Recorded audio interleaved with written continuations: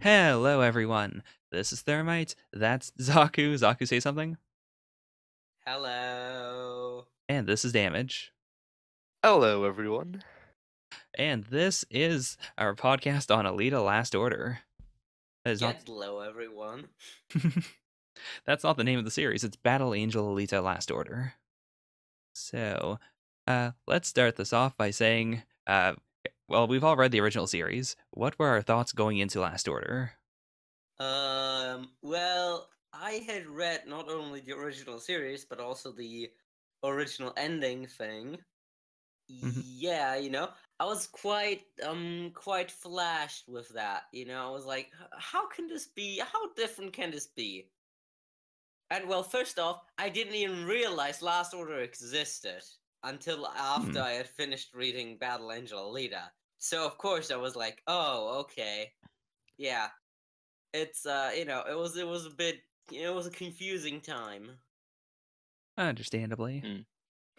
When I started going to Last Order, I didn't read the final 3 chapters that were cut from the original series, but I was informed that the Last Order had taken stuff from the original series and did it differently.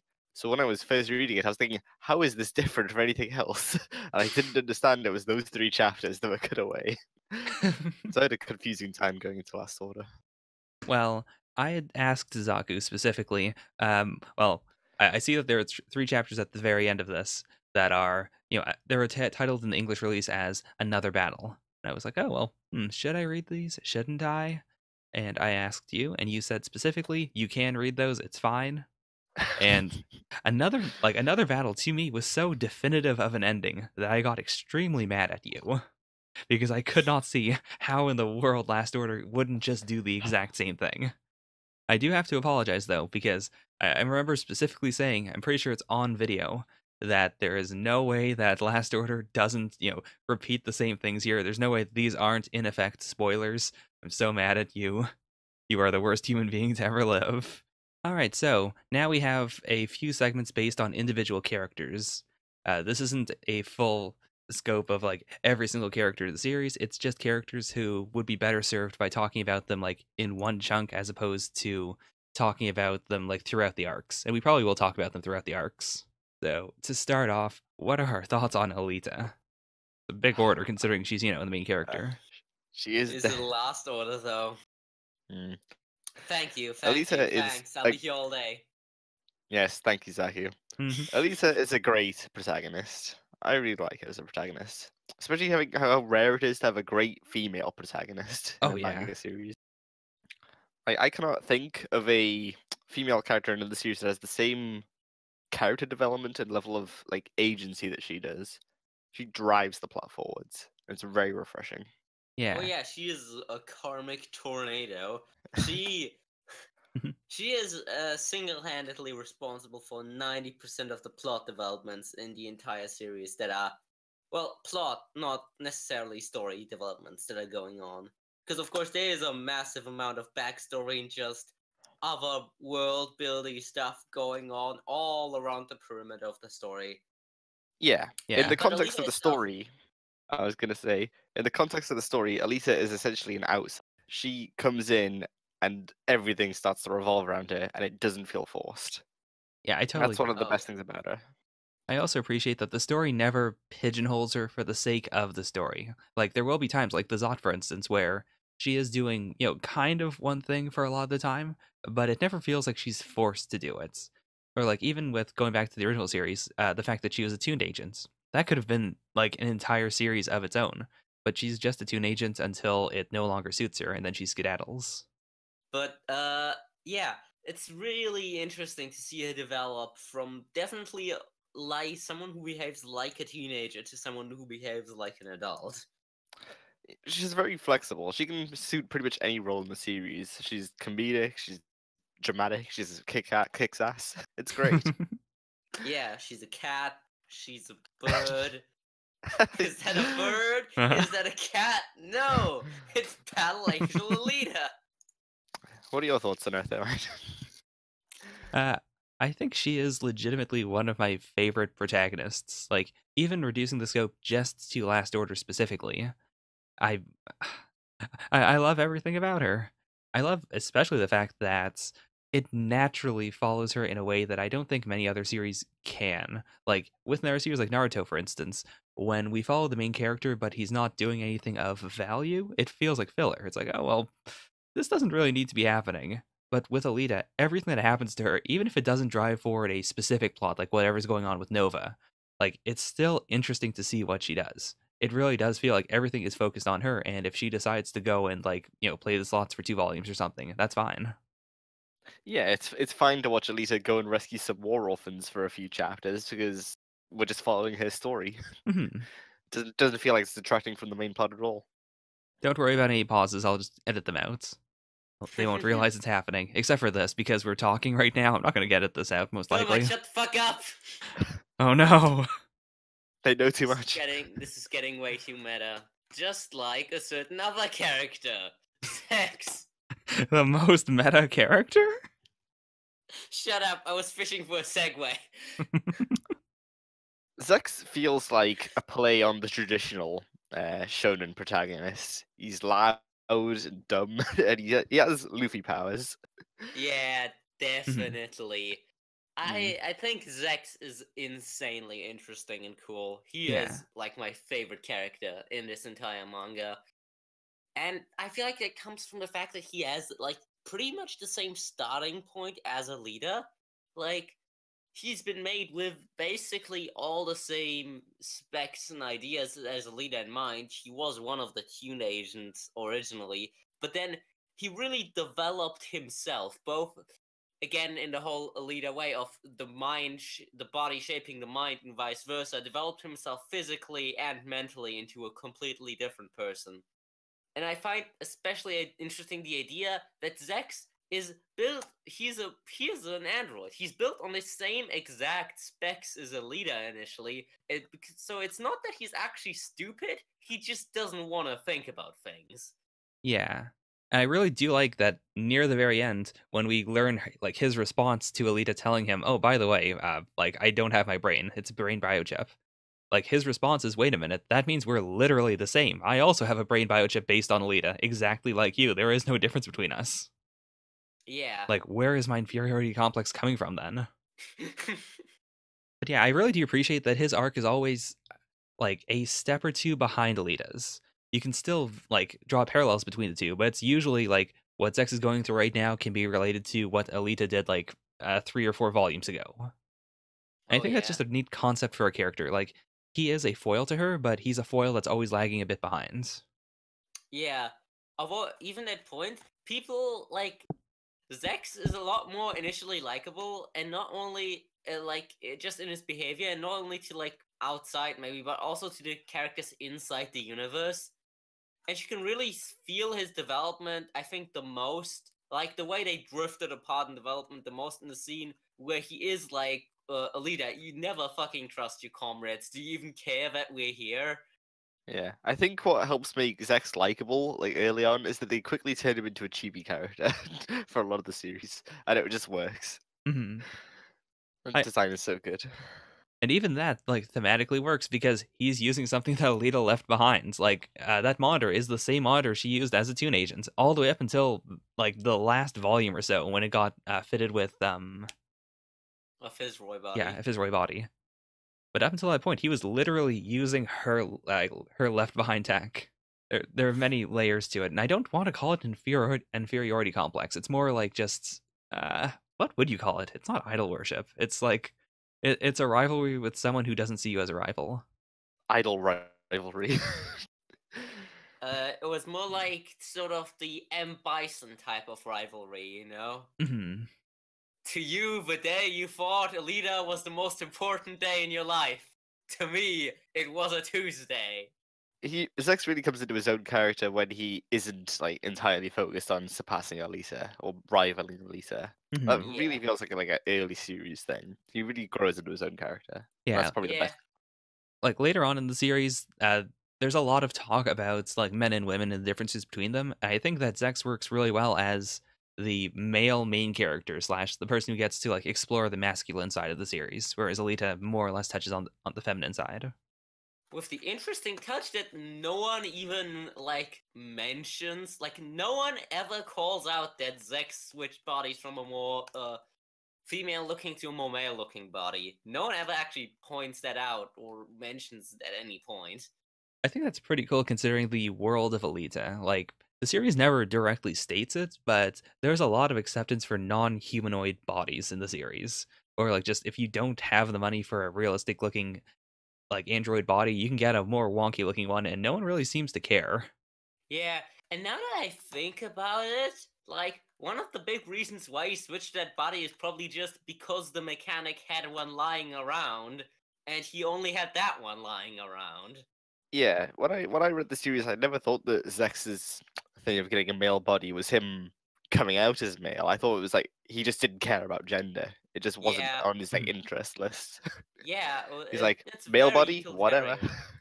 I mean, he is also just an android, right? Yeah. So then Yeah, again, that's a very divisive thing to say, considering that is Mhm. one big thing that the entire series is about. Yeah. Like, how human are the people with brain biochips?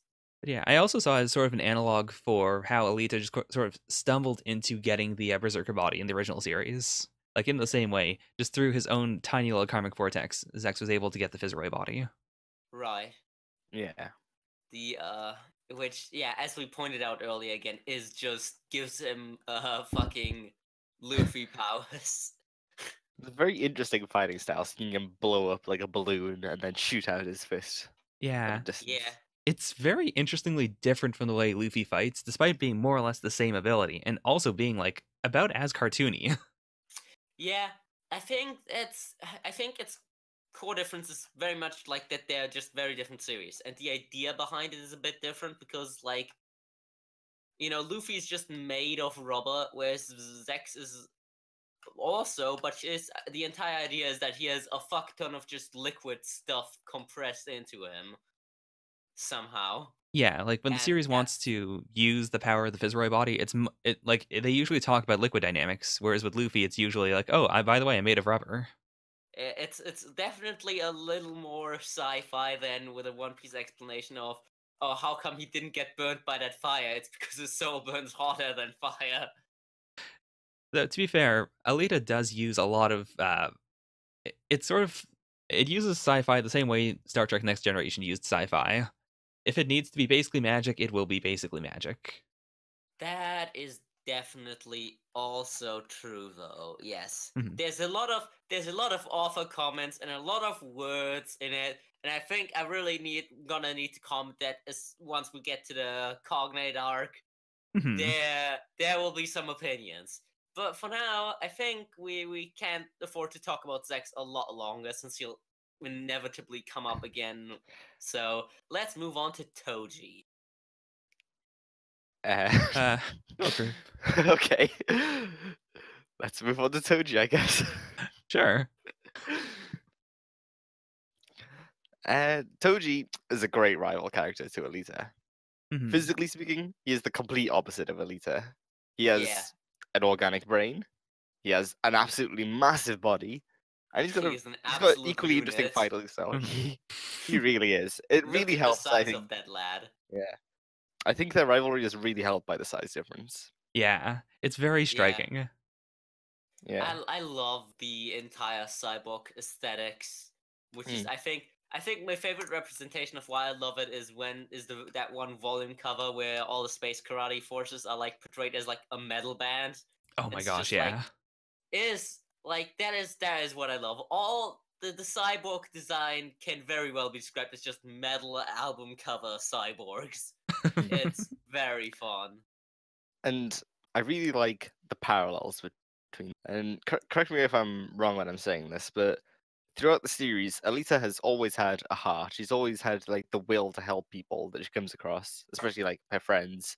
But she hasn't always had the power to do what she wants and to step up and protect people. And she does lament a lot about her weakness. But Right. Toji didn't have the heart. He had all the power, but he didn't learn to empathize with people until it was too late. And when he realized the errors of his ways, that's what really changed him as a person. And he became a lot more like Alita in that moment. I I really find feel like he's like the opposite to Alita in that sense. And I find it very interesting that we get introduced to Toji as this, like, wiser, older master, but the more we learn about him in his inner monologue, the more, like, childlike he seems. Yeah. His mind seems like that of a very young character in the way it works and in the way he panics about things all the fucking time. But that makes him very charming. It really Oh, yeah. does. I Anything more about thought that I Toji was for the about to. moment? I thought that I was about to go into something there, but I guess I'll say I'll just wrap up my thoughts in saying that he provided a very necessary rivalry when Sechs moved on from Alita. That was like the Yeah. transitioning point, I think. And that's enough about Toji. Let's go on to Zazie. Yeah. Zazie, or Zaz, the big Z. Z-Lord, Lady with the Z, Gun Woman, or I the think only Genome the is the best. second ever black character in Battle Angel Alita. Well, Uh, canonically black. We have no fucking idea what Toji's original skin color was, so... Wait, why did you choose Toji? why was Toji implied to be black? No, it was just randomly on my mind that actually any of the cyborgs could have been black, so... Yeah, Zazie has a very cool fighting style. That's the first thing that comes to mind about her. In this whole manga of martial arts experts, she has a gun. She has many Yeah. guns. Yeah. She has She has a tactics. gun that is many guns. It was very strange reading the her fight during the space karate forces arc and rooting for the person who has a gun versus the person using karate as if she were the underdog, because she was. Yeah. Yeah, in a Like- series like this, she's the closest thing to a normal character. Yeah. Guns are not that scary in Battle Angel Alita. Yeah, they really aren't for most characters because they're like the series got into to the point where almost every major character could probably block bullets with their bare hands very quickly. So getting back to a point where guns really matter now is quite interesting. Mm-hmm. And I think it was really cool though, because I think it would have gotten quite samey to see another sort of martial arty character fight in the finals with the Battle Angels. Yeah. With the Space Angels, I mean. Yeah, after a point it would become repetitive, but Zazie's battle allowed us to introduce proper strategy and tactic. And about her character, the thing I really like about her is her relationship with the Queen of Mars. The whole bodyguard thing going on and how much she cares about her. It made her very, very sweet. Yeah, Mhm. I think my favorite part about Zazie's character is just that everyone at first thinks she's like sort of this unflappable badass, but she's actually just very socially awkward and doesn't know what to say in most situations. So Yeah, she sort of comes off as that. It really helps to play the straight man in some of the comedic scenes. Yeah, it was very cute when she was like, "Yes, I'm on TV. I can die happy now." Oh, my favorite gag of her was when Elf and Swolf were doing the pretend like "Will you marry me?" bit. It's like, oh no, we're both girls, and Zazie was just watching them. I also was really very like good. the thing where it's like, why didn't you tell me that your head's gonna explode? And she was like, I don't know, it was a good time. It didn't come up in conversation naturally. So funny. Yeah, she's a very fun character too. Caerula, vampire lady. Very interesting character. Protagonist of the series for Very. about 2 or 3 volumes. Yeah, Yeah, it's easy to the forget the that. fan designed character. The thing that the responsible for a fight that made me put the series on hold for like 2 months. Oh jeez. Oh wow. I was Not because I don't like her character. Her character's great. I get to this again in the Cognate Arc. But Caerula herself is incredibly interesting. Obviously, with the space orphanage forces. Sure that's not the right name. gun troll. Guntroll. Space orphanage. Very, very literal minded, but yes. It's like the space karate forces, but for orphans. To be fair, I was very worried when the gun troll first showed up. I thought that we were going to see Alita murdering children. Actually, man. isn't the space karate forces the space karate forces for orphans? I mean, Basically, Oh, yes. yeah, But for karate orphans. yeah. It's also for orphans, but also the orphans have to learn karate. They have to learn karate and kill other orphans. Oh god.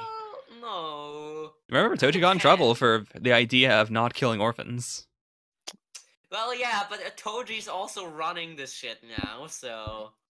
I think when Caerula was introduced to the series, she could have been a character that went very bad because her first proper fight was basically just completely wiping the floor of Alita and making her so terrified, which we'd never seen before in the series. And that could feel a bit like forced, if you know what I Mhm. mean. She just shows up out of nowhere, is a total badass, scares the protagonist witless. Is a vampire in Is our a like vampire in this sci-fi sci-fi series. space opera drama Is a fan character. It's a fan-made with character. Victorian Gothic clothing in space. Knows the main villain. Mhm. But it's so anachronistic that it works. Somehow it just Yeah. works. Yeah.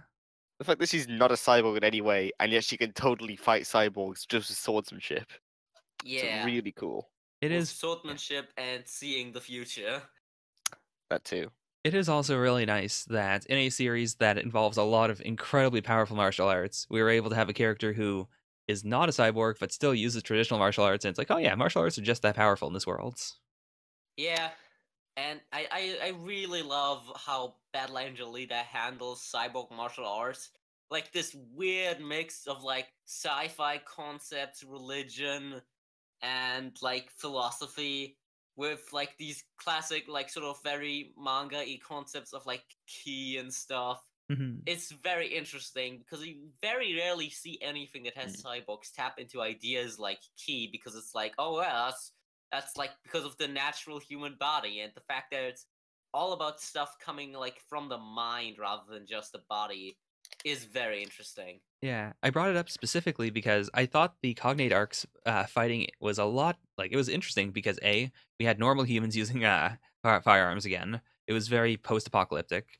And B, whenever we did have superhuman fights, like the Caerula versus Victor fights, they were superhuman, but not in the same way that any other Battle Angel Alita fight is superhuman. Like, they don't fight like cyborgs. They feel more organic when they fight, but it's still supernatural. Yeah, I think what fully redeemed Caerula's character for me and made me really like her was the whole flashback that went fully into detail in her past. Mhm. Made me And the like her so much more. in Caerula, it was a really good way to like facilitate the flashback too. It's way better to have like a character that's actually like, you know, has direct relation to what happened in the past. Be the one to help deliver this backstory rather than just having someone recount it who was never there. Yeah. Because Yeah, this way we have. But this way we not only get a flashback that delivers information to us, we also get some pathos for a character alongside it. Yeah, I was gonna say, like, if we'd went into the flashback and we'd only just followed entirely new characters across the years, it would not have had anywhere near as much impact, I think. Mhm. Yeah. It's really the fact that we saw a character's backstory at the same time as seeing the history of the world. And and I think like the addition of vampires really livened up the flashback. It did. Yeah. I've heard different people, like, it's been hit or miss for various groups of people, but I personally really liked it. Oh, we'll get into that, I guess, Mhm. when we get to that arc. Yeah. But- Also, before I forget, you just kind of said something that made me remember. I really love how Battle Angel Alita feels very, like, because there are so many characters who are ancients, it means that everyone is, like, within a generation or two to one another, even if that generation is, hundreds and hundreds of years. Yeah. I guess. Yeah. I guess, you know, this is like this is surprisingly rarely brought up, Mm. but like, isn't like 90% of humanity immortal Yeah. at this point? Like, Yeah. that's why you're not supposed to have kids, because everyone's immortal after Methuselization became pirated. Yeah, and some of the planets are uninhabitable for various reasons of like, I guess for first of political reasons and second off some of them for like nanomachine reasons. Yeah. Mercury. Anomaly. We don't talk about Mercury. Was a taboo subject. That's also another thing that I really like about the world building. It has stuff like taboo subjects and like jokes and memes in universe. I guess that's So enough about Caerula. Mhm. yeah, Let's talk about good old Nova. good Or old which Nova? Nova. Mhm. Well, does anyone have the Nova chart we can pull up real quick? Oh I've boy. got that committed to memory. Oh man. I'll go just announce it right now. Nova is my favorite character from both series. I can understand that. Yeah. Nova is a lot. He certainly is a lot. There's a lot of Nova going around. Okay, I can agree There with that. are a Nova's a lot of lot. Novas, and each Nova is a lot of Nova. Yes. I think one of my favorite moments in the series has to be when Alita and Portanova are infiltrating the base, and they come across Supernova, who introduces himself in such an over-the-top, bombastic way. Mhm. And then they contact the third Nova from Tiphares, and then Alita just breaks down mentally. He's like, "It's the end of the world. There's 3 Novas." That was the moment where his character peaked, really. Yeah. I He also was like the first idea that 2 Nova heads can come up with together is growing an afro. It really made him so That distinct, though, visually.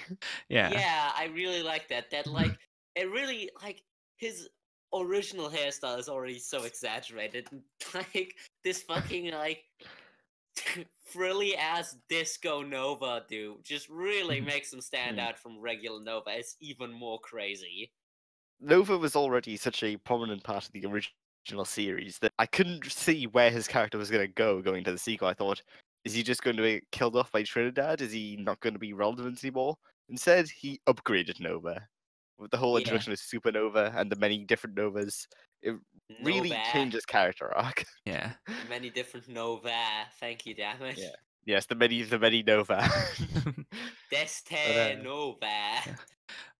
I also do appreciate that despite Nova being the most dangerous character in the series, like the mad scientist, let's say, the series Yeah. isn't about Yeah. fighting him. It's not about defeating him because that's not what Alita really wants to do.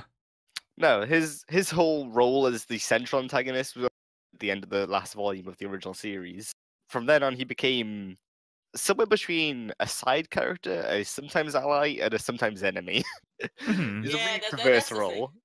Nova is like extremely dangerous, but also very useful.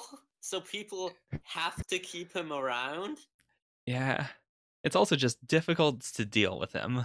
Like even though Yes. even though the end of Alita Quest is dealing with Nova, it's still not a great solution. And there's still a Nova, the most dangerous Nova just out there, and they can't do anything about it. Yeah, he's just on Mars. Mhm. His introduction as well. There is potentially 36 Novas on Mars. Oh my god. That's a scary thought.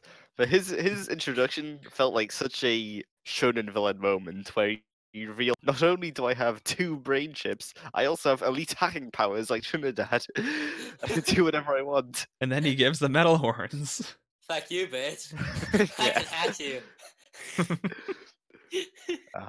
I like as well that the way to really differentiate how dangerous this Nova is that as soon as the 3 Novas were alone, he immediately turned on the other 2. It was like, alright, I've got to kill these guys.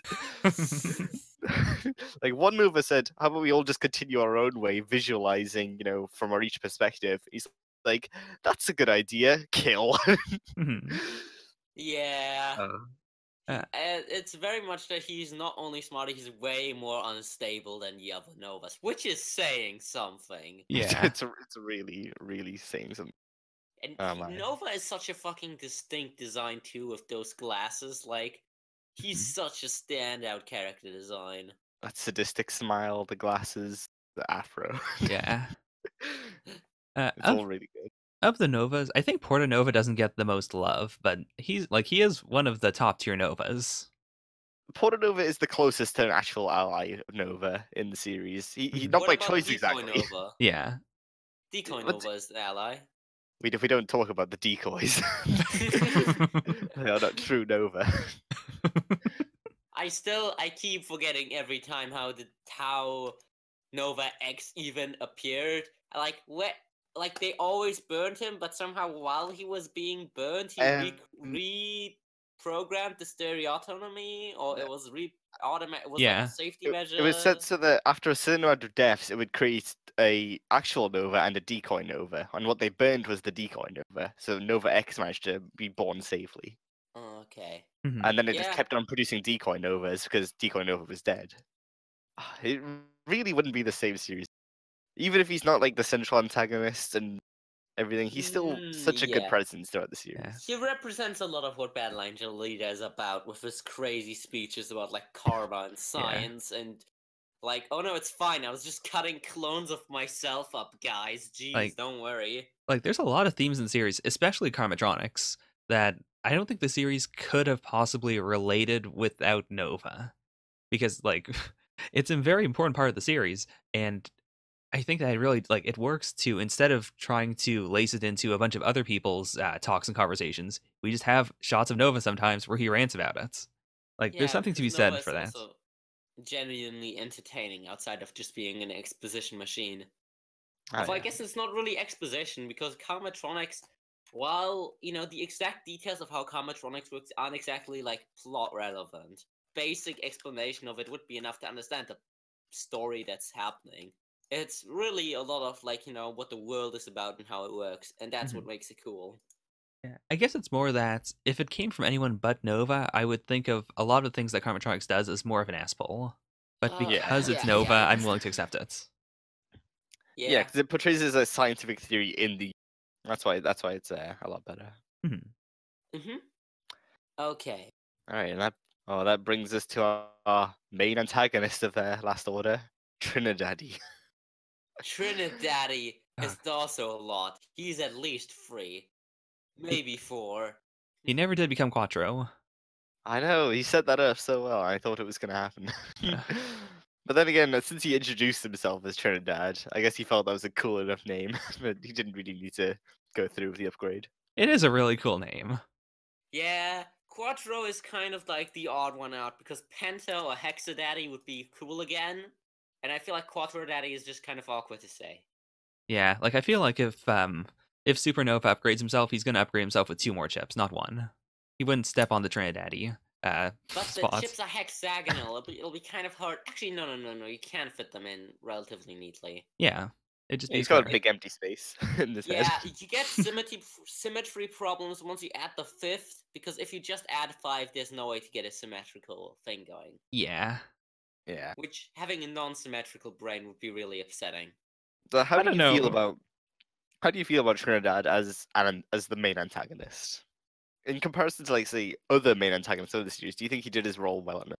I personally would say yes. Like, I think that he works really well as someone who isn't as pants on head crazy as Nova at times, but is still, like, over the top. He is not a subdued character in any stretch of the imagination. He feels like someone who, like, he's entertaining to see on screen. He is somewhat relatable, but not relatable enough that I consider him to, not be a villain. I do want him to be taken down at every part in the series. Yeah.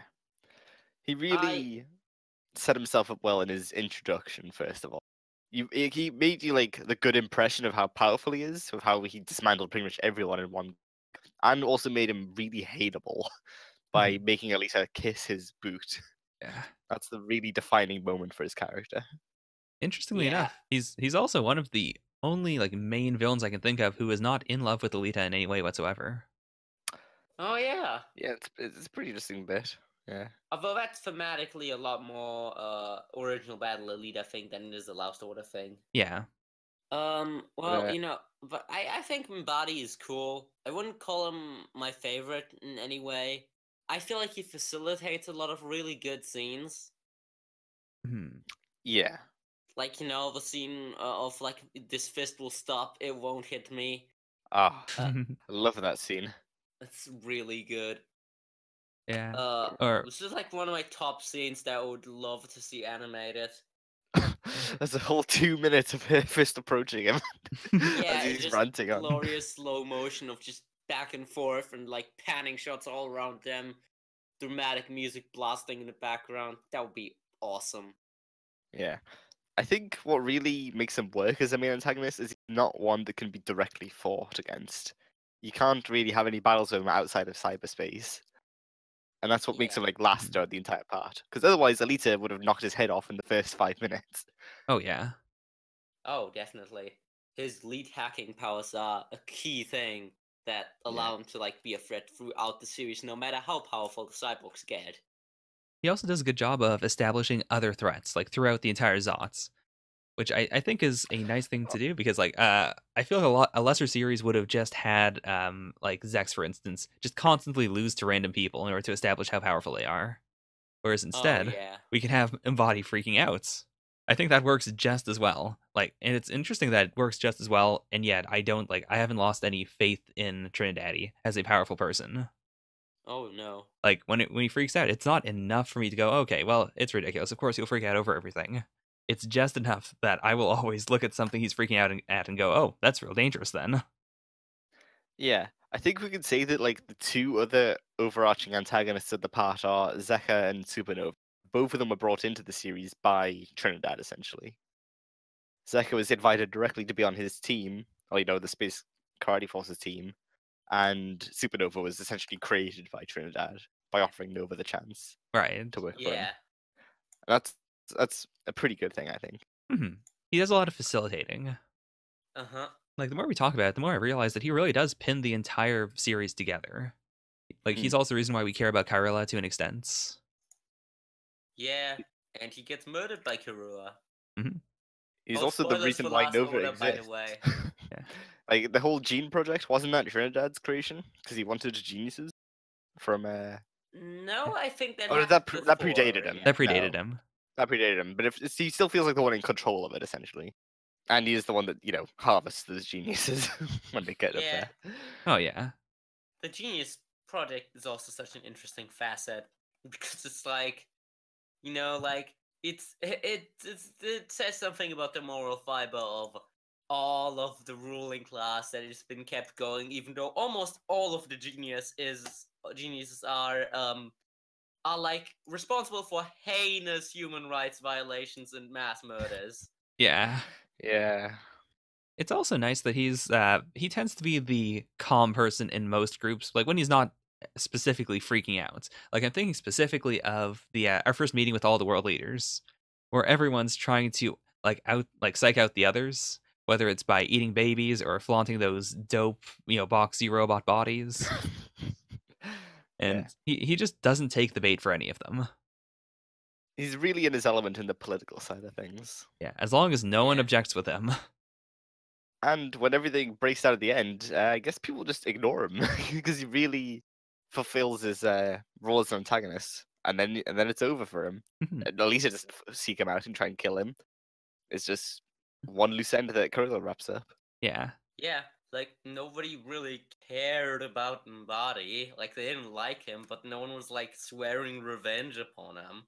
Right. Yeah, I guess that's an interesting thing as well. Like he is definitely the main antagonist of the entire part, but no one really tries to take him down or defeat him. It's just like incidental he gets defeated at the end of everything. Yeah. As a result of their actions. Yeah, because they need him to be alive for everything to work, so. Mm-hmm.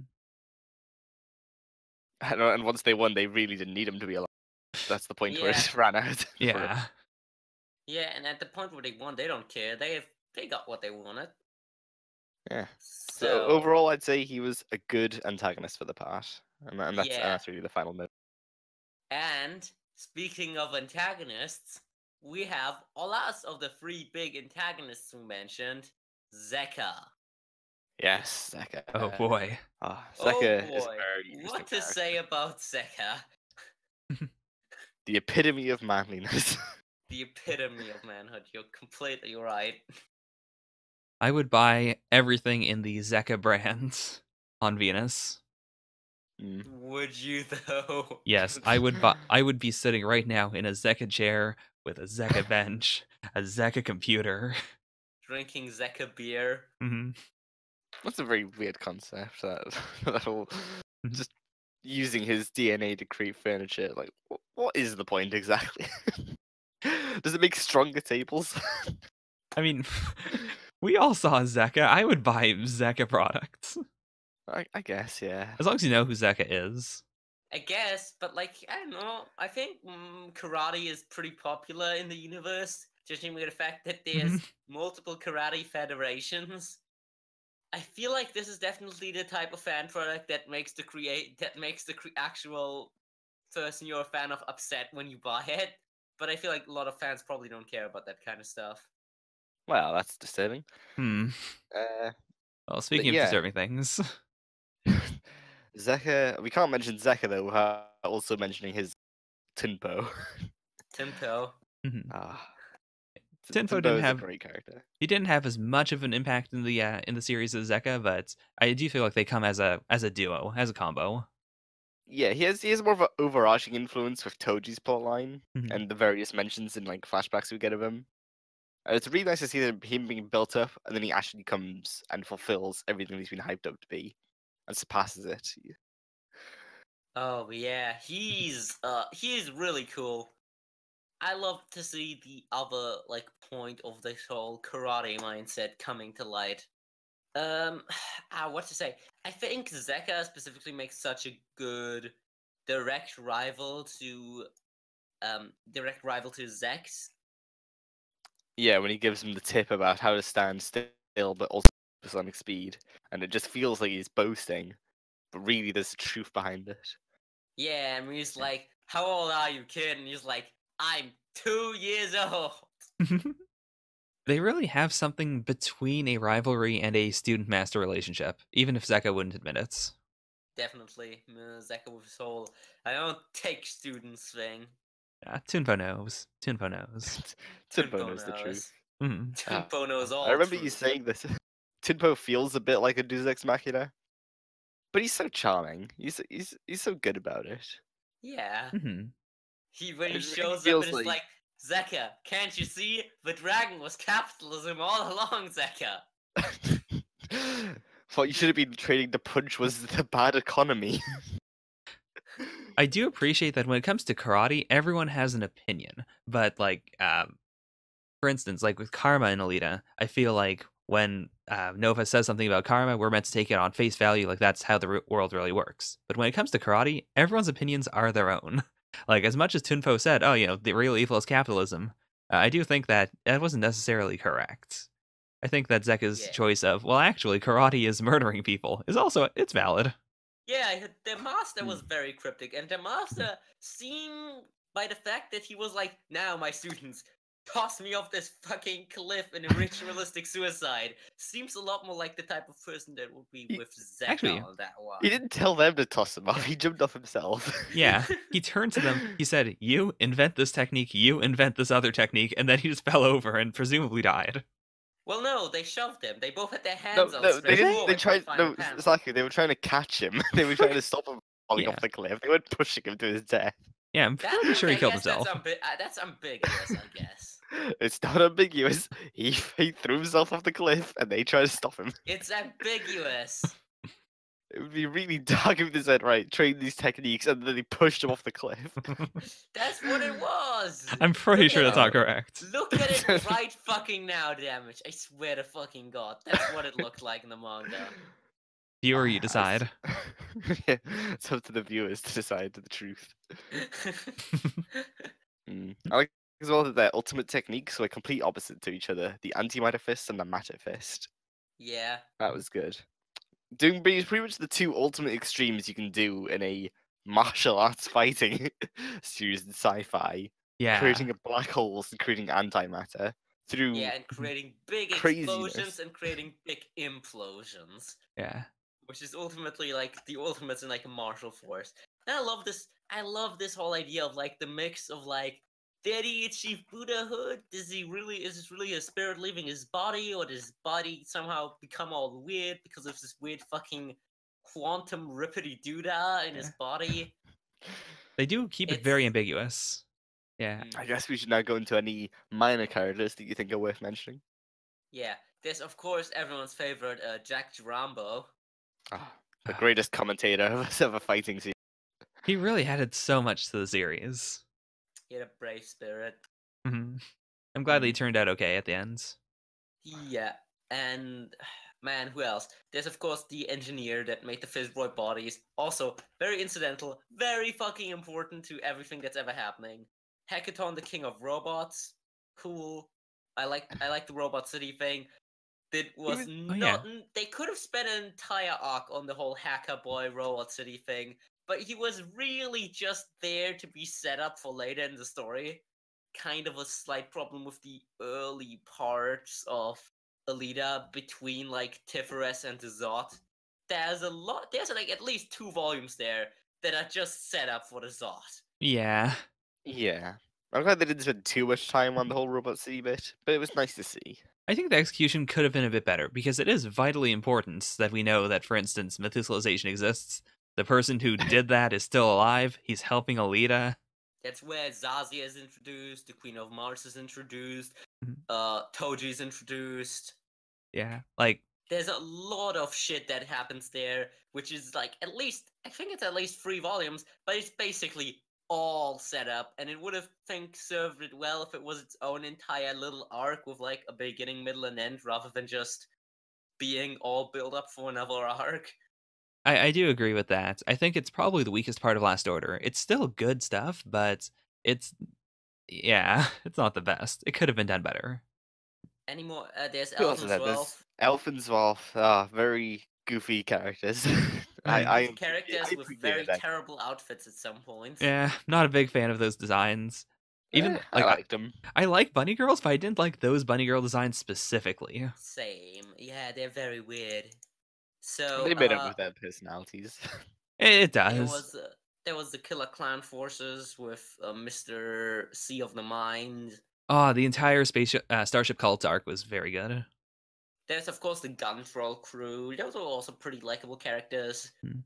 There's Colonel Payne, who had a very large impact on the story, For Despite having a very minor role in the actual story. despite being yeah, killed within a few chapters.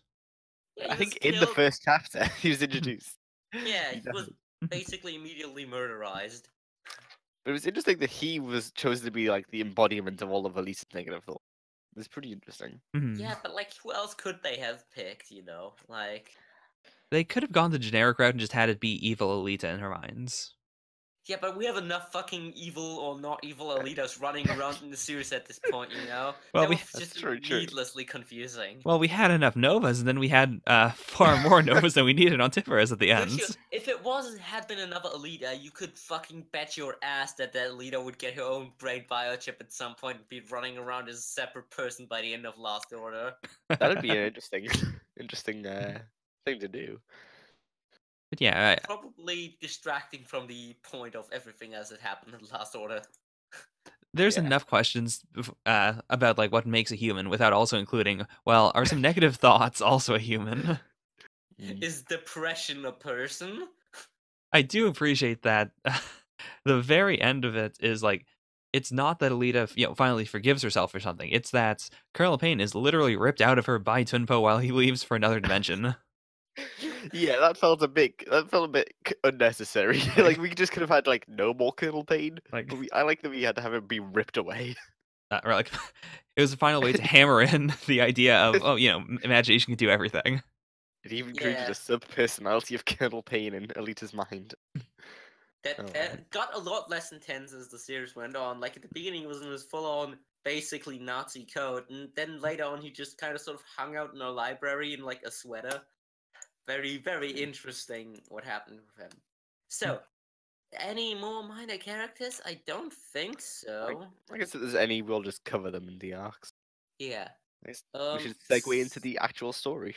Mhm. We start off on Tiphares, a place Hey. that we get to see for the first time ever in Last Order, unless you read the ending of Battle Angel Alita, in which case you saw it before, but it's a bit different.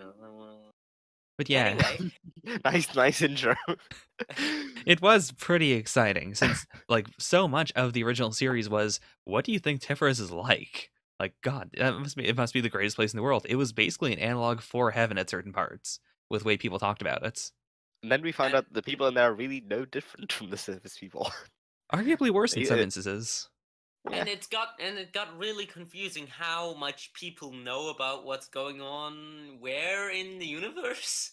Because, like, for example, Edo, like, it's implied that the people in Ketheres don't know all that much about what's going on in Ketheres. Like, that Ketheres is to Tiphares what Tiphares is to the scrapyard, basically. Right. But that becomes very wonky and confusing when you realize that Edo knows what Panzerkunst is, and where the fuck would he know that from if he didn't know it from people from Ketheres? Some of them clearly know because they were talking about ladder early on in Alita. So they do know about what's going on upstairs. Like, we also have to point out that the ruling class at the time when the when we first started Last Order is a bunch of kids. Yeah, that's true. Because I mean, they did have a whole civil war over losing their mind, literally Yeah. losing their minds. Oh, damn it! Damn it! But Tish. And then one of the main objectives of the whole Tiphares bit is getting Lou. And I have mixed feelings about that because I love Lou as a character. It's great, but I really felt it felt like a plot device that Alita was very insistent on saving Lou that much. Yeah, Luke was sort of slid by the wayside, you know. Actually, before we leave Tiphares, I did want to talk a bit about the the problem of the brain biochip, like how deeply affecting that is, especially later on with Alita's whole thing where she is in fact a brain biochip person. I thought it was crazy how much the people broke down about that. Where it looked like total societal collapse. Yeah, Because on one sense, on one hand, it makes sense that things would go that crazy and people would lose their minds. Again, lose their minds. Mhm. But at the same time, though, nothing changed fundamentally. Nothing Yeah. was different about their lives. They But just that's kill each kind other. That's kind of the point, isn't it? It's like, oh, this doesn't really change anything, but it changes everything. Like, wouldn't you freak out if you found Yeah. out that you're a robot now? I might freak out, but I don't think I would cut off my own skull like some of them did, just to check if their brain was in there. I think it's I feel like that was mainly for effect. Only one guy did that, and that was to show the really fucking cool visual of a guy with a cut open skull looking at his own brain. I do think that like, how do I put this? I think it's something that you'd only fully understand your reaction to when it happens. Like, one of the beautiful parts of it is that Alita is the one who tries to talk everyone down, and she delivers the moral. And then a couple volumes later, she learns that she is also a brain biochip, and she does not act the way that she told other people to act like. No, I also do like that they don't overuse that twist, because that feels like a thing where they could just pull that with a bunch of fucking characters out of nowhere. I think it only really matters in a couple of cases. Like, if we went back down to the scrapyard, for instance, I don't think anyone would really care about it. Apart from like, oh, well, it'd be nice to be able to use a brain biochip or whatever. I mean, none of them really know what people in Tiphares are like anyway, so learning Yeah. that they have brain biochips wouldn't change anything. Yeah. But like, the scrapyard is honestly very accepting, considering the grand diversity of bodies there, as opposed to in Tiphares, where just having like one artificial limb is very, very strange. Like, in that culture, I can understand why they'd freak out so much over the brain biochips.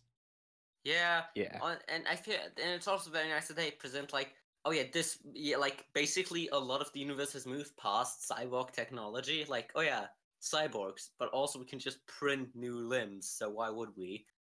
It's gotten to the point where like people in Tiphares don't need to ever like worry about injuries by cyber enhancement, and they don't really need the enhancement because they're not going to do a whole lot of fighting. We also, of course, in this Tiphares arc get the introduction of Elf 12 and Zechs, along with Nova, they just kind of show up like Team Rocket, and they're like, Alita, I challenge you, go, Zechs! Was it explained how Nova had all three of them working for him? What sequence of events led to that happening? I think it was literally just he said, "Hey, yo, want to go see Alita?" I guess Elfensdorf might have just hung over him because they thought it was. That sounds about right. That's the primary drive for Elfenswolf throughout the entire series. That seems like fun. They shot themselves in the head because it seemed like fun. Well, they were hypnotized. That's a great page. It's true. Ooh, me next. Blam. I mean, I would also love to see that animated. And going up onto Ketheres, We get to see Nova outwitted for the first time in the series with the introduction of Trinidad. Mhm. Yeah. What a crazy introduction that was. Taking down everybody and ejecting them into space. Yeah. I do appreciate that specific twist with Nova because this also happened in another battle where we got this perspective of him as just a guy who wants to be accepted. I think that's nice in its own way. It feels really weird to say for Nova specifically because he's such a strange person. Yeah, it's very hard to get in Nova's head and understand what he's really thinking. It's weird to try to assign normal human motives to Nova, is what I think I should be saying. I do think that the way they did it was nice because we got it for a bit, but then right afterwards, like then we got Supernova and we got Portanova. Like it went back to being more abstract Nova being Nova. It felt like Nova hit his lowest point when, after getting like invited up to ladder and like having his genius be needed by them, and he learned like, oh, they just gonna harvest my brain. I feel like that's like the Supernova is like a rebound from that. Yeah. It goes back to full insanity. It's also I find the idea of like all the Tipharian geniuses so interesting. Like that each one of them in their own way invented just the most dangerous bullshit imaginable in the universe. Yeah. Like one made an entire planet nanomachines, one invented the D-Ripper, thing that just fucking tears up space-time. The other just infinitely regenerates himself and has this whole weird karma shenanigans going on. Mhm. You know, in a way, Nova had the least dangerous inventions out of any of the Tipharian geniuses. He never really sought to harm anyone. Mhm. Well, neither did they. Well, they kinda. I mean, their inventions were a lot more catastrophic in nature. His inventions were just for his own sake. Yeah. Yeah, but the thing is, he made more of himself, and he is a personified catastrophe. Yeah, the end of the world. 3 Novas isn't a crowd, it's the end of the But All right, moving on. moving on from the end of the Tiphares to everything up top. Mhm. Whole ZOTT Yeah. part 1. Yeah. Early Zots. Yeah. We start off with Alita meeting Zazie and everything, going to the tournament to free the orphans, I think? No, they didn't go to the tournament to free the orphans. They just happened to try and free some orphans on the way to the tournament. Yeah. They were going to the Yeah, no, tournament, to They eventually. went to another tournament first, though, where they met Toji. No. No, they just went to like the battlegrounds. There was some just Yeah. battlegrounds where they had like child soldiers, and they're like, what if we just collected all? Yeah, like that's where Colonel Payne was. It was just a battlefield. Oh, it was Yeah, just, well, it wasn't the proper oh, tournament. it was just a battlefield. They just had a battlefield. It was just some guys fighting, like you do. Yeah. On the spaceship. Okay, I Yeah. completely forgot that. Yeah. Yeah. Yeah, and there was, of course, Toji and his Jobber squad. Oh yes, the Yeah. Jobber squad. Mm-hmm. Very, very interesting fighting styles, but made the job. Yeah. Yeah, it wasn't fighting styles that were there to last. No, not at Yeah. all. But I think I find the most interesting about the ZOTT as a whole is that it's such a manga thing to have a tournament be the way to resolve everything. Like it's still it's the future in a sci-fi manga, and they just have a tournament. Yeah. Tournament at the top of the space elevator. I Of course did they do. I did enjoy Embodies like he's the one who ties everything together. I like that in universe the reason why the tournament was full of so many dangerous people was because he intentionally sought them all out. It makes a Yeah, that's lot of just amazing. sense. It's a good Yeah, reason to explain like why are all the most dangerous people in the world here right now? Oh, because they have to be. Although, like, what if it just happened to be very non-lethal Zot? That wouldn't have achieved a whole lot. What a ZOTT with no killing rules. That would never have A worked. Zot where just nobody happens to die. I think the thing that makes the ZOTT very different from a lot of tournaments is that they go for the kill every time. Mm-hmm. Oh, There's no yeah. mercy in those rounds. It's very hard to like get a knockout with a lot of these characters, especially because they are mostly cyborgs. Yeah, I think you could. There's literally no way to knock out one of the androids, like one of the people with brain biochips. Oh yeah, You the can't brain concuss chips. them. They do specifically mention that like brain blows don't work on them because they don't have brains to knock around. Yeah, like they're just. You have to break them to the point where they can't move, and that's basically the only non-lethal way of taking them out. Yeah, and even then, you don't know if they have like limbs in their head, for instance, like Alita's old teacher. Oh yeah, Yeah. because that's that's good emergency measures to have for any cyborg that's worth his money. I was about to say that the finals were the least lethal round of the ZOTT, but I just remembered that I think all the gun control people actually survived. Did all Gun the control. gun control. Yeah, gun control. The gun control squad. They're after Zazie. Oh no. I think most of the gun control people survived because they were good characters. I don't think they like mercilessly, killed them all. Yeah, and all the children survived, which was good. Yeah. Remember one day we just went to a restaurant and one guy was like, "Man, that child's looking pretty delish right now." Yeah, that was creepy.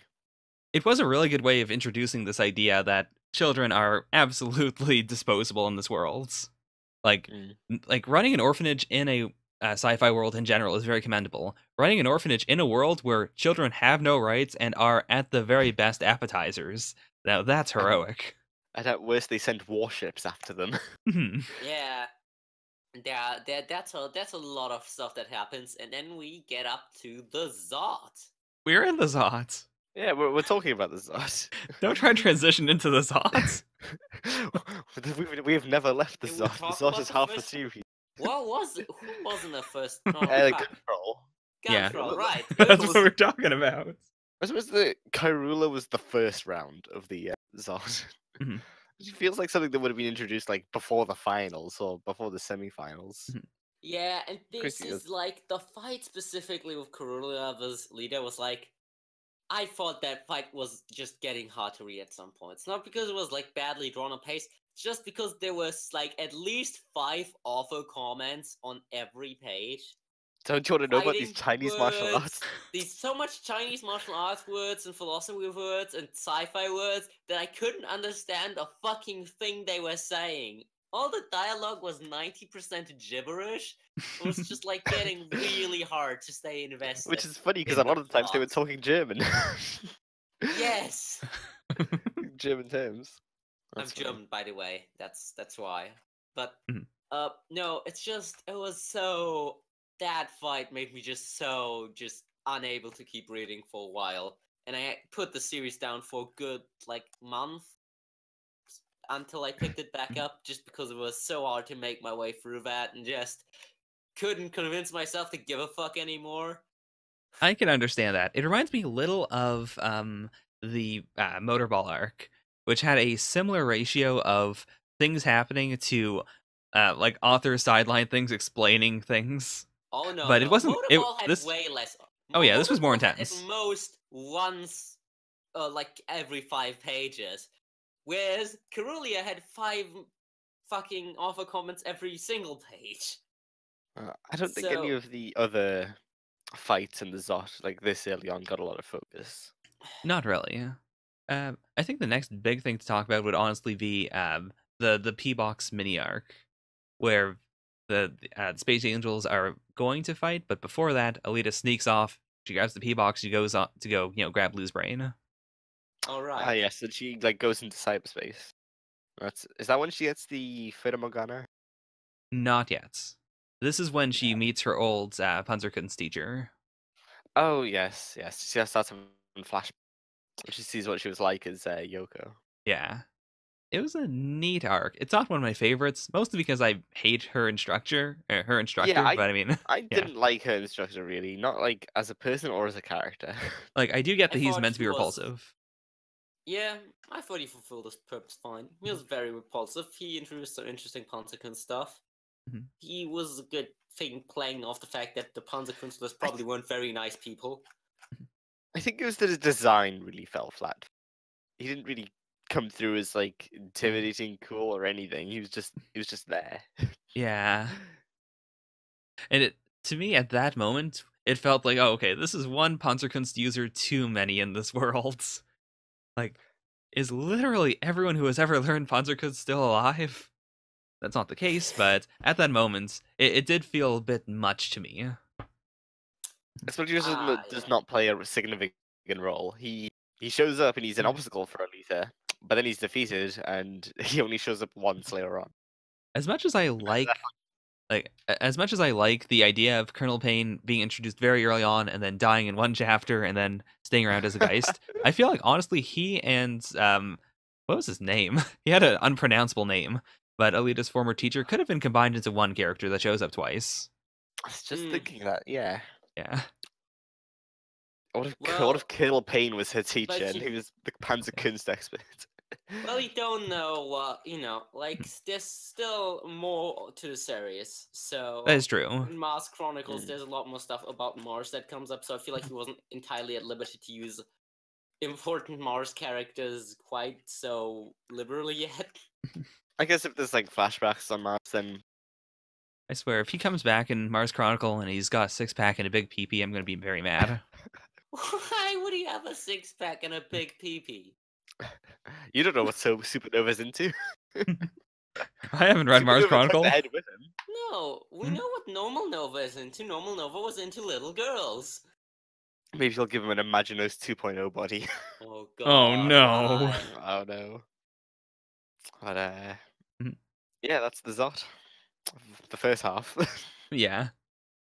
Now we get to Caerulia's flashback, the Cognate Arc.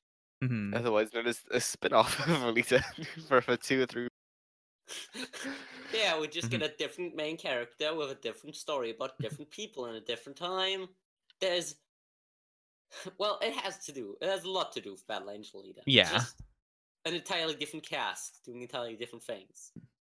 It's a very self-contained story. It was. And that's what I like about it. For anyone who reads, for anyone who's seen Adventure Time, this is the stakes of Battle Angel Alita. It really is a lot like that. Mhm. I don't know. Well, no. Okay, it is like Stakes, but only the flashback part of Stakes. Okay, fine. Oh yeah, Yeah. definitely. We don't go through an arc where Caerula's depowered from her vampire side. Yeah, we don't go through an arc where we meet all the other vampires from a flashback. Yeah. All the one other Mhm. vampire that matters. And both Adventure Time and the series do come to the conclusion that you need a vampire around to make sure everyone's not killing each other. Yeah, I don't know why sci-fi series always think, why is it always vampires? Like, Gantz also introduced vampires. Like, something about vampires in sci-fi series and manga. They're just so cool. They are. Victor was a really cool character. God, Victor is Victor was amazing. a really cool fucking vampire. There was a moment. Well, so like I was gonna say, during the final fight with Victor, there were about 3 or 4 moments where the fight could have ended, and I liked that it just kept going. Like it could have Yeah. ended when she stabbed him in the back. Nope, he just kept fighting. could have ended when she like pulled off a super excellent move with like 6 different karate styles. No, he just stood back up. It was really good. I'm usually not into post-apocalyptic series, or specifically series where it's, humans are dying off and there's some other force trying to kill them, whether it be zombies or vampires or whatnot. But I thought this entire arc did a very good job of balancing both sides. Like, even though the humans can be... Like, oh, good. I especially like Victor's perspective of the end of like, oh no. I deliberately let you do this just because I knew the humans would betray us, but I wanted you to see it for yourself because you wouldn't believe me. Yeah. Like, I feel like a lesser character would have just been like, no, can't you see? The humans are evil all along, instead of just having, like, he really feels like a character that's old and wise and knows shit rather than just saying he does. Yeah, he feels like someone who actually has gone through this kind of thing before, and he understands, like, all right, like, I get how people really work. As opposed to a lot of other series where a character will be like 900 years old, but they still have no idea how anyone works. Yeah, they'll be like, what? Impossible! In all my years of life, no one ever did such a thing! I could just picture him thinking, well, this is the 10th peace summit I've been to with the humans. Let's see how this is gonna go. Mhm. Oh no, the wine was poisoned. Who could have seen this coming? I like that he was merciful to his fellow vampire by letting him eat the poisoned food and letting him like pass away like that. Because he Yeah. knew he had a brain tumor. He let him go out eating a nice meal. Mhm. Yeah. That was a really sweet moment Yeah. for the killer vampire. And even when the humans were clearly not correct when they made, less than optimal decisions, I could always understand them. I always got the sense of like, yeah, this is the last human settlement, or potentially the last human settlement. So Yeah. you can't really take a lot of risks. If you think about it, if Caerula did let Victor and the others be killed, I'm not sure if Victor actually would have agreed with that and just let himself be killed. But if she had let them be happen and then joined with the humans, they would have been up into space about 50 years earlier. And they would have had the civilization be built probably in a much better way. Yeah. So if you think about it, it's a really big lost opportunity, but the humans all brought it on themselves. Mm-hmm. It's one of those things where you're like, really, you shouldn't go for this because they're real assholes and they betrayed you. But objectively, it's one of the good things you can do is to go along with it. Yeah. And I gotta respect it that she didn't go for it and she did side with the man that she loved. It's one of those things where there is no really right answer. There's just like grey answers. Yeah, there's just answers that will fuck different people in the end. In the end, it wasn't meant to be though. She couldn't let Victor live. It's a very tragic tale. Yeah. Very tragic. And then she got shot herself. Yeah, I'm not sure how I felt about that. Arthur is a real shitbag. Very opportunistic. Mm-hmm. Yeah. Like Arthur did Arthur without Arthur, humanity probably would have been fucked. But he's a real fucking asshole. Yeah. At that point, there was no real need to kill her. They'd already witnessed the two vampires fighting, and they already knew that she was on their side because she'd been at their camp earlier. Well, that is true, but also keep in mind, like that entire flashback takes course over like what was it again? Like 4 or 5 generations of humans. It's like Yeah. they knew her they knew her as a real person, but they also knew her primarily through like tales passed down from their grandparents. Oh yeah, that vampire that sacrificed the previous human settlement. Mm-hmm. I guess when you look at it like that, then you can't trust, no matter how close you appear to be. Yeah. She is the oldest character in the series, canonically, isn't she? Yeah. There is no one else that lasted longer. Yes, even Melchizedek is younger than Caerula, technically. Yeah. Yeah. Wow, that's crazy. Yeah. It's really crazy to think about. Even like the crazy, smart, powerful AIs are all like they're not even the They're oldest. all children compared to her. Yeah. Yeah, she was the one with the with the child leash for Melchizedek. If Melchizedek is out of hands, you can go slap him. You can tell him he's a bad boy. And then I tried to make a copy of the child leash by, I guess, literally cutting it in half in this metaphor. Well, they had the child leash. They had the child leash, and then they had the what would we equate Excalibur to? I guess the actual parents. No, I think that's just another child leash.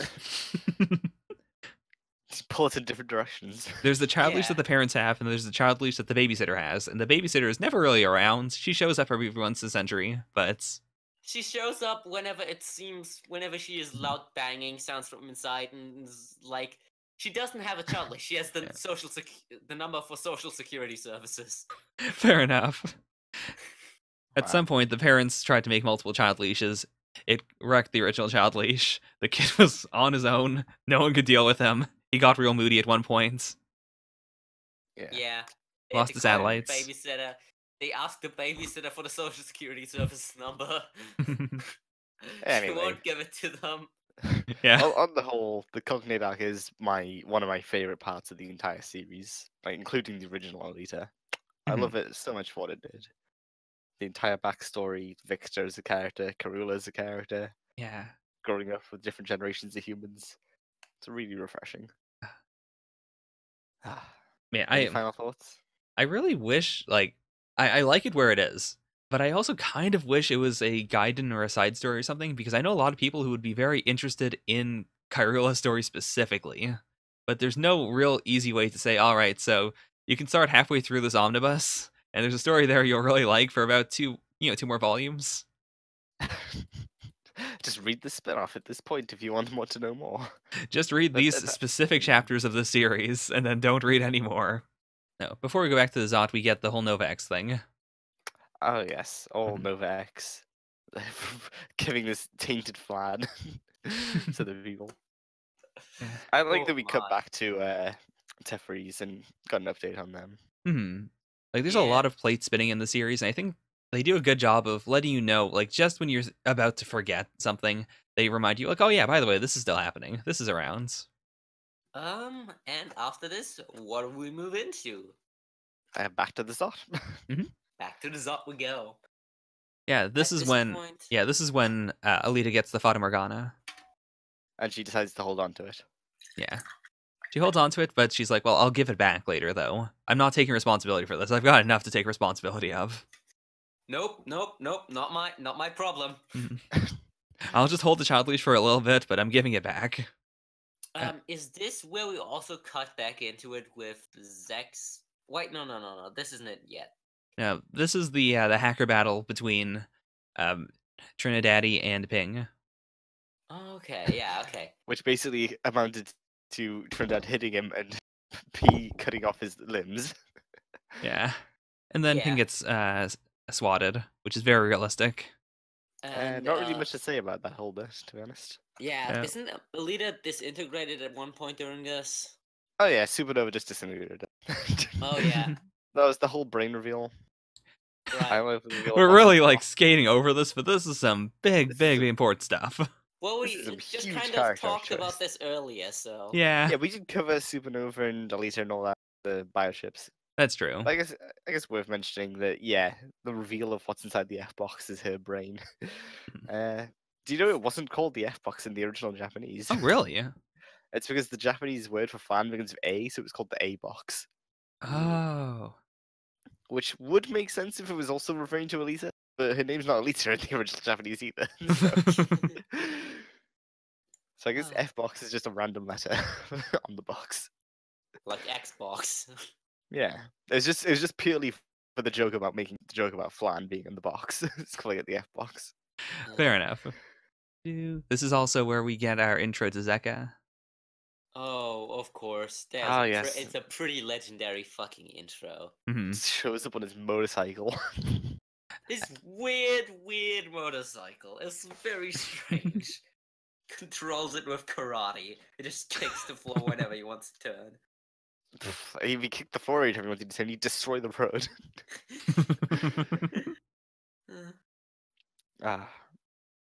But yeah, we get our wonderful Zekka introduction. Zekka versus Zechs.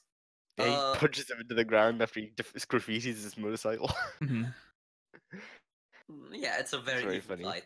Very even fight, you know. Yeah. Very even. The thumball wasn't even. He was beating him with thumball. Yeah. Supersonic thumb war. This is the Zechs gets thrashed arc. Oh yeah. And then afterwards, isn't that where Zechs thrashes all the gun people? The gun people weren't memorable. We kind of skimmed over that actually way before this. Oh. Well, I like that. It was very fun. It was a fun scene. Really showed that Zechs was way above like 90% of participants of this entire tournament. There's a lot of quick scenes where just entire teams get annihilated. Like, that's also the first name drop of Anomaly. Like a page before the Zechs fighting scene. And we get the nice scene of Zechs just, I don't need to fight this gun if I just shove it through your entire face. Which is something you wouldn't think of in terms of like normal human strength feats. But it is very possible for Zechs to just do. Yeah. I think we should skip to the quarterfinals. Yeah. What about Anomaly? Anomaly's in the quarterfinals. I'm very bad at remembering what is which round. All right, so Anomaly versus the Space Karate Forces. Which basically just consists of Toji at this point until Zekka shows up. Yeah.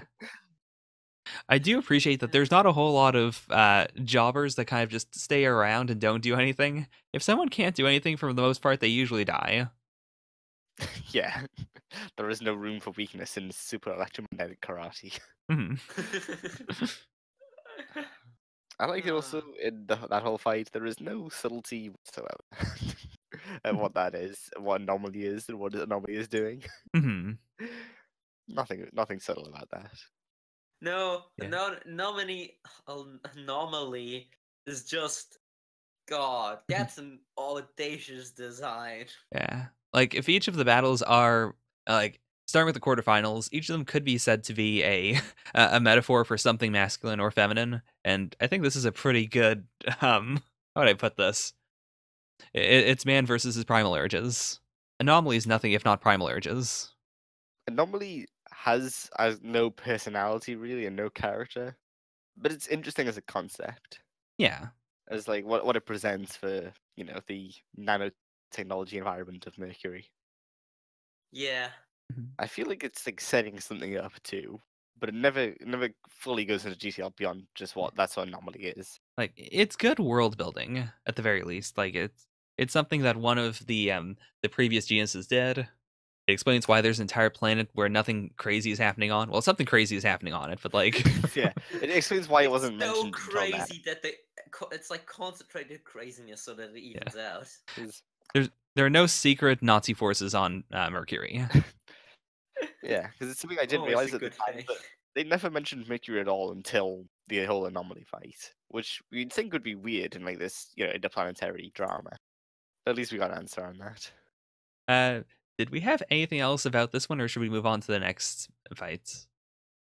Uh, It was cool. We get Yeah. the first instance of like Tunpo being in the Oh, story, yeah. basically. Mhm. we had Zekka showing what true karate was like when he pushed him on the back, and Toji just one-shot Anomaly. Yeah. Yeah. That was pretty cool. Which is really, again, showing the level of power because apparently that punch had more energy than the nuclear explosion that was previously fired in the arena. That's Gosh. crazy to think about. Yeah. Crazy that Toji survived his own punch. Well, he was pretty tattered afterwards. Mhm. Yeah. I feel like this is the point where Toji like stops feeling like an ancient master and starts feeling like more like a kid. Yeah, Zekka Yeah. shows up and he's the true master. Yeah. It really makes it clear that Toji is a novice at this. Yeah. Or Yeah, it apprentice. kind of really presents a lot of Toji's early ideas of like, oh yeah, honor and karate is very childish in comparison to Zekka, who could be said to be a way more realistic depiction of what like just people are like, namely that they're kind of assholes.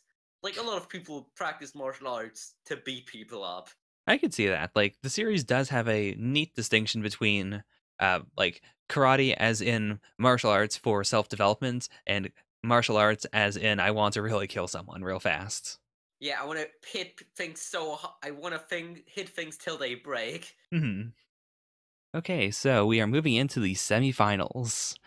Starting off with the Warmen 609 fight versus the Space Angels. Yeah. Warmen Which is 609. Yeah. really Warmen 609 versus Sechs for most of it. Yeah. Oh yeah. The Space Angels minus two of the people that are most responsible for that name. It is honestly just a boss fight. Yeah. I mean, yeah. It's got all the good phases. Yeah. Yeah. I really did enjoy it. Like there is something just very fun and visceral about Zechs, who is primarily, a hand-to-hand combatant fighting other hand-to-hand combatants, just fighting a massive thing. Like I don't know what about it was so good. I think the ultimate cool part about 101 and 109 is that it's the most like it is the most rules lawyered applicant in the entire Oh, yeah. tournament. It's exactly regulation size. Everything about it is like super meta games to like the standards, which is really cool because like, yeah, of course, in the most important tournament of the universe, people would totally try to just like figure out how to break it because like that just is such a inherently normal human thing to do. Immediately try to like see how much can I get away with in this rule set. Yeah. Yeah, I do like how they stuck exactly to the rules, but as far as they could push them. Yeah, like one of the great things about the ZOTT in general is that everyone is trying to bend the rules, kind of breaking them at times, but mostly just bending them as far as they possibly can, which I feel like a lot of tournament arcs don't really try to do. Like there's usually the one person who's like, yes, this person is clearly cheating, or this person's using an unfair tactic. But in like in the ZOTT, basically everyone is doing something unfair. Yeah, can you imagine if someone just went into ZOTT and was like, haha, my power is that I'm very smelly. And then just somebody else is like, wait, Zechs, you don't have a nose. Which, to be fair, it's basically how some of his fights go. Zechs is a very dumb boy. Mhm. Also, the way it ends is, I mean, I guess it isn't technically cheating, but there's got to be something against resurrecting yourself using your opponents. That feels a bit iffy. I mean, I there's don't no rules. know. Like, that's the thing. Mhm. This is the question of like, that's the question of coming up with a way of breaking the rules that's so retarded that no one could have Mhm. possibly predicted it. You know, like.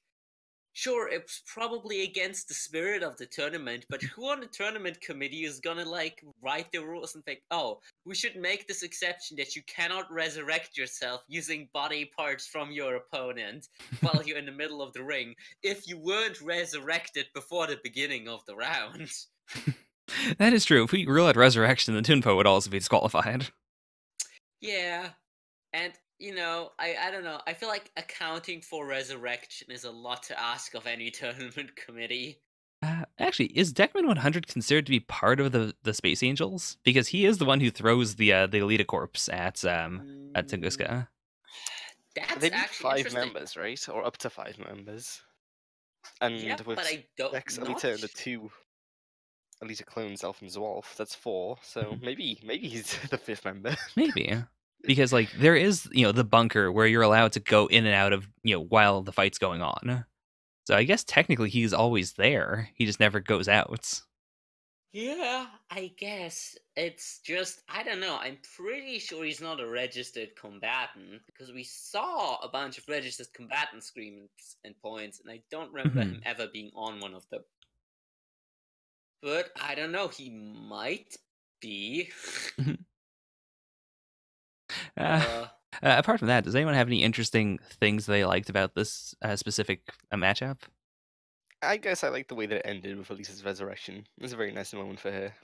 And, yeah, it the was. moment when she really became one of the most powerful characters in the series. Yeah, Yeah, it was very cool and good. it is extremely Uh, classic moments. I like of course the classic, oh no, the shields don't now even the shields aren't strong enough to block the attacks of the combatants trope. That's always good. Hmm. At this point, like there's like one stall of people left in the ZOTT basically, because like just like everyone's either running away or dying. Hmm.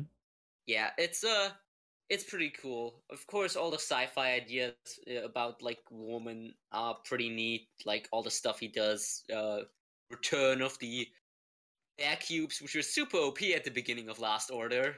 Uh, Those cubes still make no sense to me. they're pretty Just strange. works.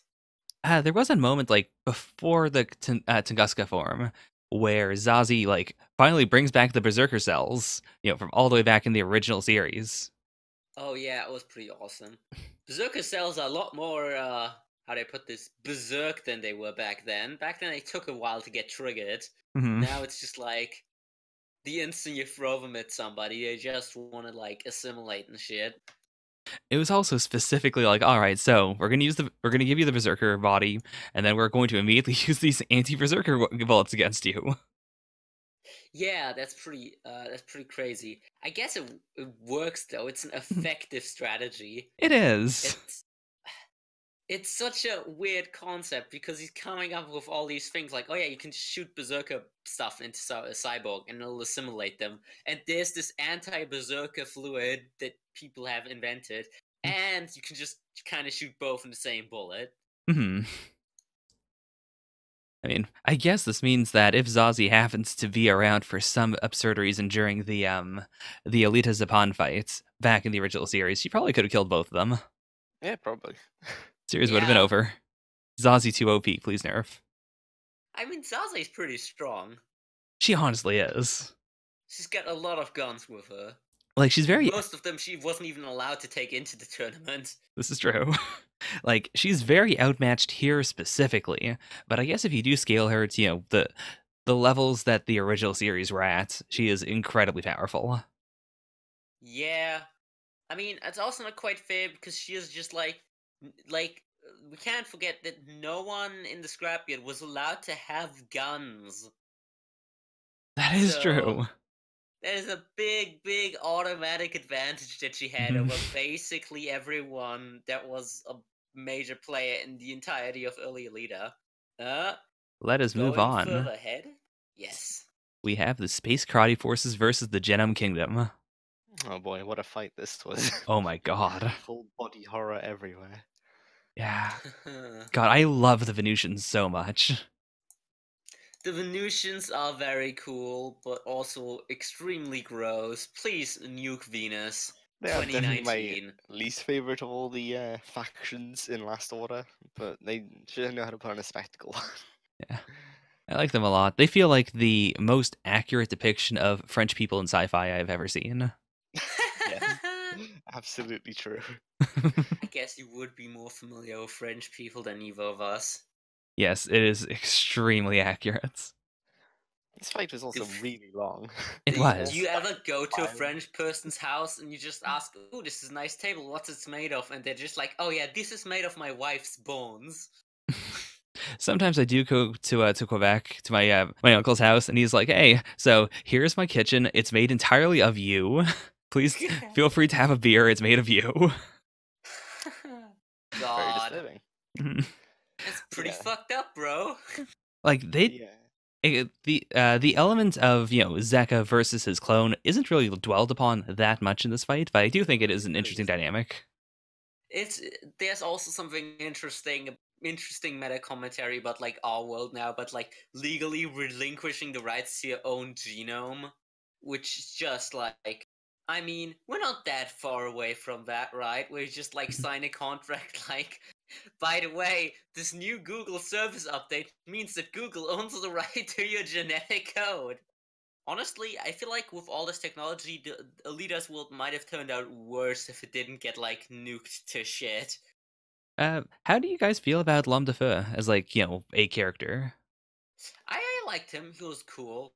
It was a very interesting thing. I mean, again, him being like a Zekka's clone didn't really play into it that much, especially with all the fucking like cloning and like people being also other people and like bodies determining the mind stuff that's going on in Alita. I True. think we're pretty firmly at the point where being somebody's clone doesn't really mean a lot. Yeah, like this is like meeting Zechs way after the end of Last Order, and just being told like, oh, by the way, he is a clone of Alita. Like it doesn't really matter that much. But, like I really appreciate his storyline, like the entire idea of being raised from birth as a fighting machine and being in love and so on, but also wanting to eat them a whole lot, and the struggle of like, oh man, I really can't eat her. I'm sure you could relate.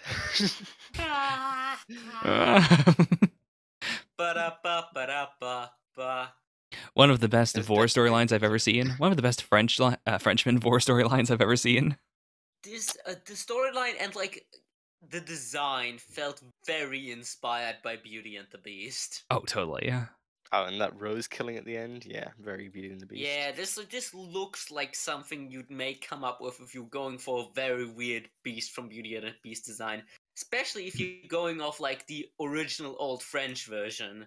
Yeah. It's just, it's very close to that in like feel and tone. Mm-hmm. And I feel like you really wanted to go for that sort of like weird fairy tale tone with this thing in a whole.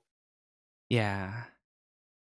I guess we can move like into the actual fight now. Mm-hmm. So, of course, we have our newly recruited carapace karate Sanshin man.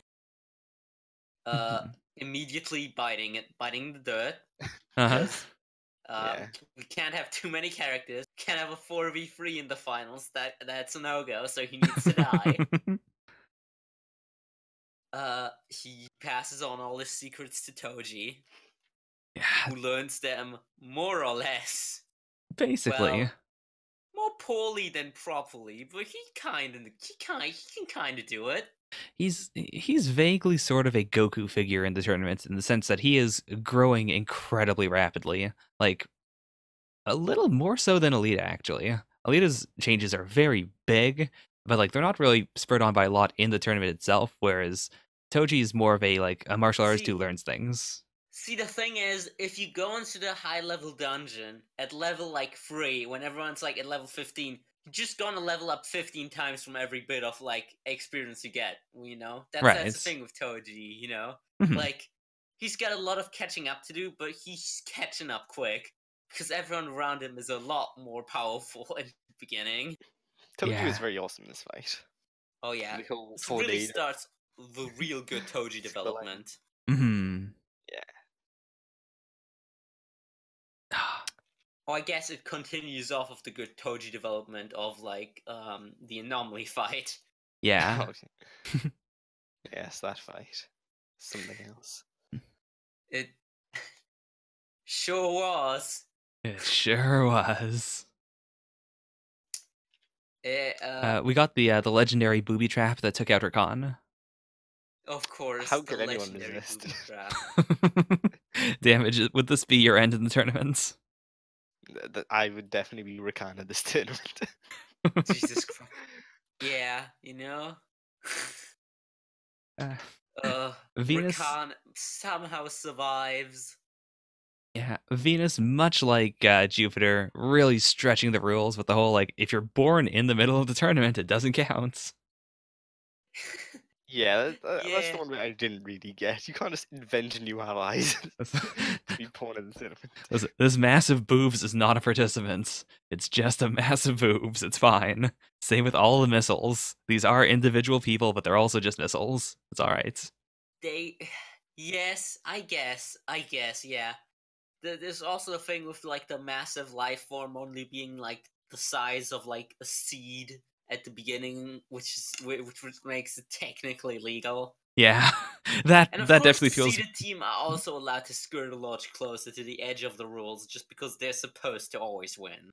Yeah, like I think that's a really good way of maintaining a sense of, the team we're rooting for is always the underdog, because they're not allowed to cheat quite as much, or like, they're not able to push the very limits as easily.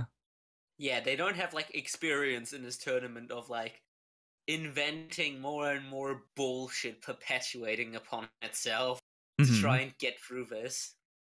Yeah. And honestly, I think if my memory strikes correctly, Zekka didn't actually fight all that much in this fight for like the majority of it.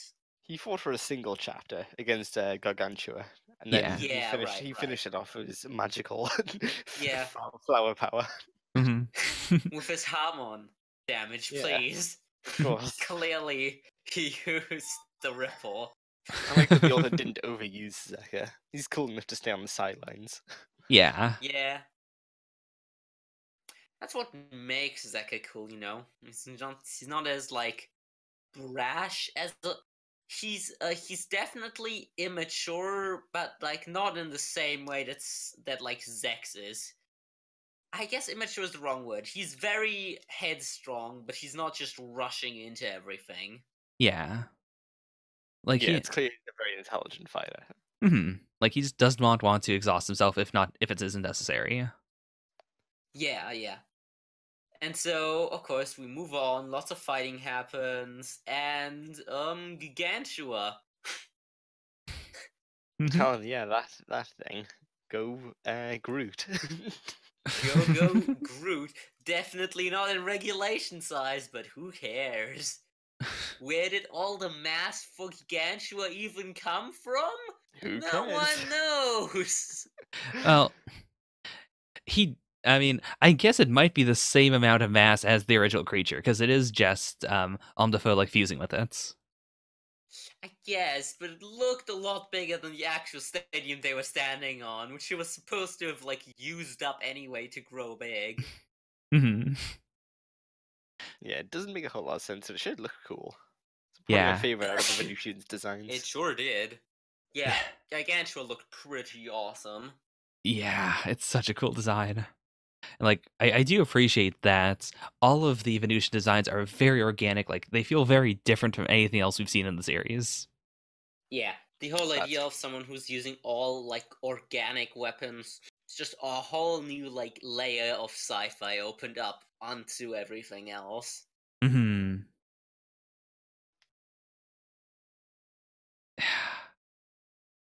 God, like I'm looking at it right now. I can't believe how cool it is. Yeah, the sheer scale of the battle is probably unlike anything else in Alita. Toji blowing off its entire arm with his super tornado kick. Yeah. Zekka just blowing it up. It's crazy. Yeah, blowing it up into flowers. How it makes sense? Antimatter, I guess. Who knows? No, he wasn't using antimatter at that point.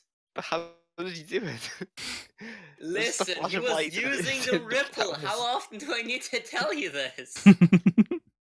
We can't even say it was Ki because Ki has been stratified in this universe as a thing with certain rules that this does not Yeah. fulfill.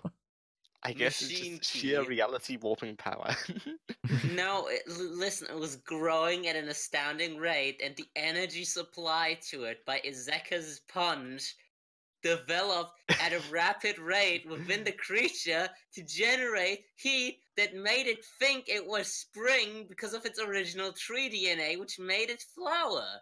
Guys don't know anything. Oh, well, that explains everything. Of course it Lita's a does. deeper story than I thought. Jeez, you dummies. And then parallel to that, we have Olympe finally deciding to kill Pizarro after It was really cool. I really love that she just took the giant fucking chopped off blade of like insect jaw and just sliced him in half. That's very cool. Yeah.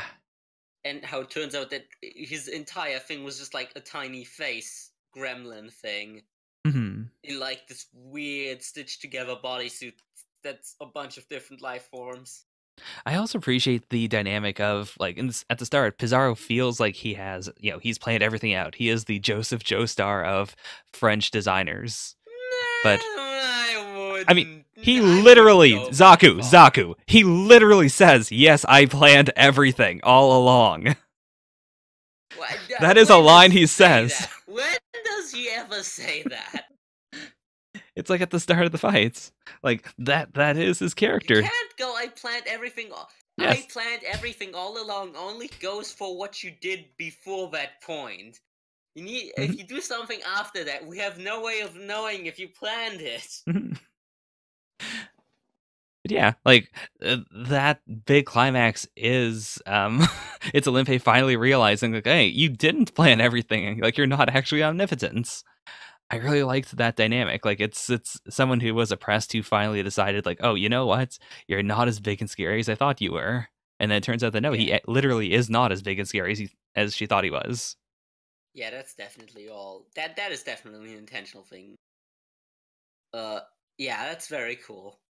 And then, everyone fucking dies. Zekka sits in a tree and drinks some alcohol. The end. So anticlimactic. That's how it goes. And that's the way it goes. I feel like the ending is the closest thing we get to like an interplay of Zekka being like, "Oh yeah, I guess you are my clone." Not even like he doesn't say that, but it's just because he brings up the whole manliness thing one last time. Yeah, definitely. And it also brings up an interesting point about how much of Zekka's thing is just like nurture versus nature, and seemingly like even though he says, "Oh, that's also its own way of manliness," it's a lot. Kyoham was very different from Zekka. Just by the sheer reality of how they grew up, even though it was both assumingly pretty violent. Although we don't really know with Zekka. You might have just gone to like a neighborhood karate dojo. A very hardcore neighborhood karate dojo. Yeah. I think the closest thing we get to a biological imperative for Zekka is when Omdefa just, he's dying. He's going to die in like 2 hours. And Olympe's saying like, hey, for your last 2 hours, we can leave. We can be free. And he's like, no, please don't take away my reason to fight. Like, if you have a good excuse for me not to fight, I don't want that. I need to finish this. I still feel a normal gun movement more effective than the weird rose gun, especially with the kinds of guns they have in Alita. Probably a lot cheaper to make. I mean, he didn't have a real gun, though. When all you have is organic stuff, you gotta live with it. I feel like, okay, now going away from the fact that all organic stuff is a cool idea, I feel like at some point it pays to find like a healthy middle ground. Not have like floppy barreled guns and everything, Eh. I mean, if we're talking about like real life development, I'm sure we won't go full organic, but like if you're really into it, I could see how you'd want to put all your skill points into organic technology, even if it's not always the best. Yes, I know, but I'm being very patronizing and meta-analytical right now. Well, you're not Digiverse, so stop it.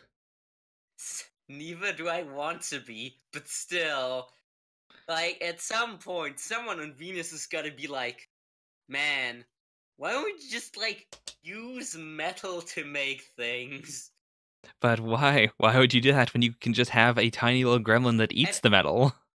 you know, if you make a wooden table, that's still organic material, right? Hmm. But you don't need to make tables out of living trees, because that brings a lot of complications with it. It is true. You But could just make inorganic things that grow into materials that you can use to make stuff out of. And I feel like at some point that's a lot more effective in making stuff that doesn't, like, catch whatever the artificial homunculus version of AIDS is. But that's less insane, Zaku. We can't have that on Venus. I feel like they probably don't keep like structures that aren't alive. Like if your table dies, you don't just keep using it, you just feed it to your new table. That makes sense. Mhm. Well, you feed it to whatever furniture is hungry at the moment. Yeah. You know how much people spend on like feeding their pets? Feeding all of the furniture in your house has got to be expensive. It must. You gotta just give your furniture some of that Zekka beer. One question, is the Zekka beer alive? Is the, like, do they just grow bottles that are already filled with beer? Like, the Huh. bottles grow with I beer assume in so. them? Yeah, I guess I have to assume so. Yeah, I guess. Mhm. So that's pretty fucked up. Like, hey, beer bottle, open up, and it's just like got teeth at the rim. That's Like, how it tell me, goes. would you rather? Okay, here's an interesting question. I guess I can just ask now. Would you Uh-huh. rather live on Venus or on Jupiter? And Jupiter. I mean, I guess I wouldn't have my own humanoid body, but it seems pretty cool there. Uh, I I guess you don't have to go for like the communist model of body. yeah, like the boxy bottles or the boxy bodies are just what's, in the vogue right now. It's just the aesthetic. But it wasn't always like that.